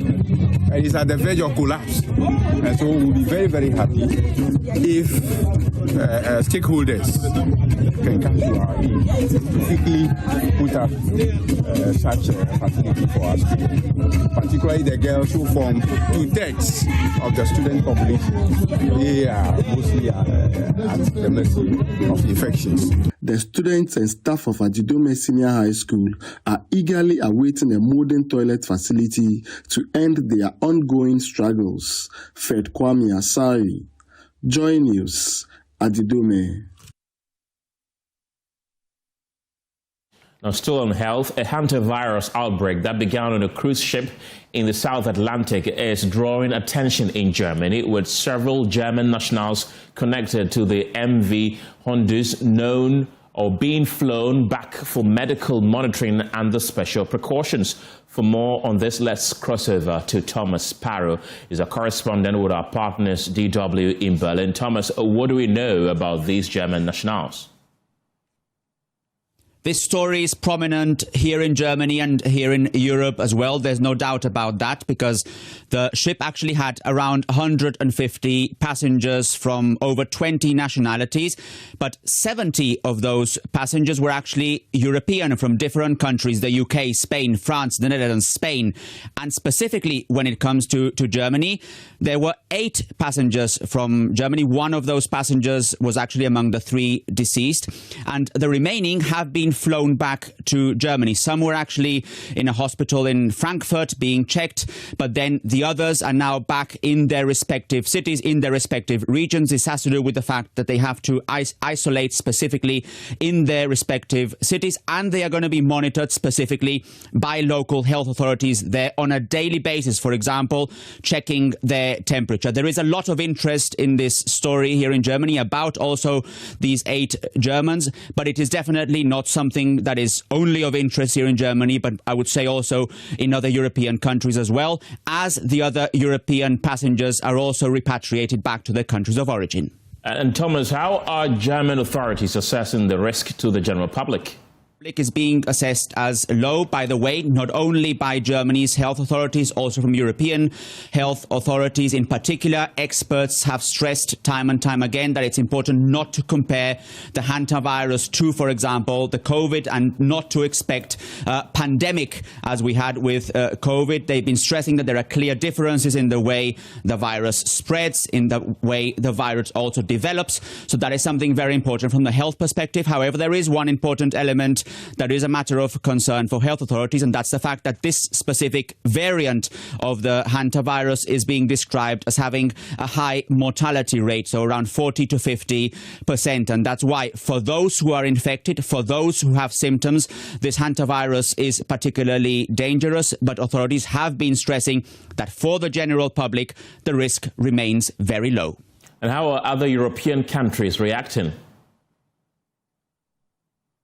As I stressed, this is something that not only affects Germany. There were passengers from all sorts of different European countries, the UK in particular, Spain, the Netherlands, France, Germany, as I already stressed. And that's why this is not only something that is being monitored very closely by German health authorities, by the German Public Health Institute, but also from a European perspective as well. On the one hand, to understand how these different passengers are faring, in particular if they are coping well with their isolation, if they need any other medical treatments and so on, but also in particular then if the situation does becomes more challenging to then coordinate public responses. So in essence, I would say based on the number of passengers, based on the way these passengers are being transferred back to their countries of origin, this is certainly a challenge for European countries and one that they're trying to discuss and monitor also nationally, but also from a European perspective as well. Thomas Sparrow with our partners DW in Berlin. Thank you, Thomas. And that's it for The Pulse this evening. For more news, you can log on to myjoyonline.com. My name is Kenneth. Jesse, have a good evening.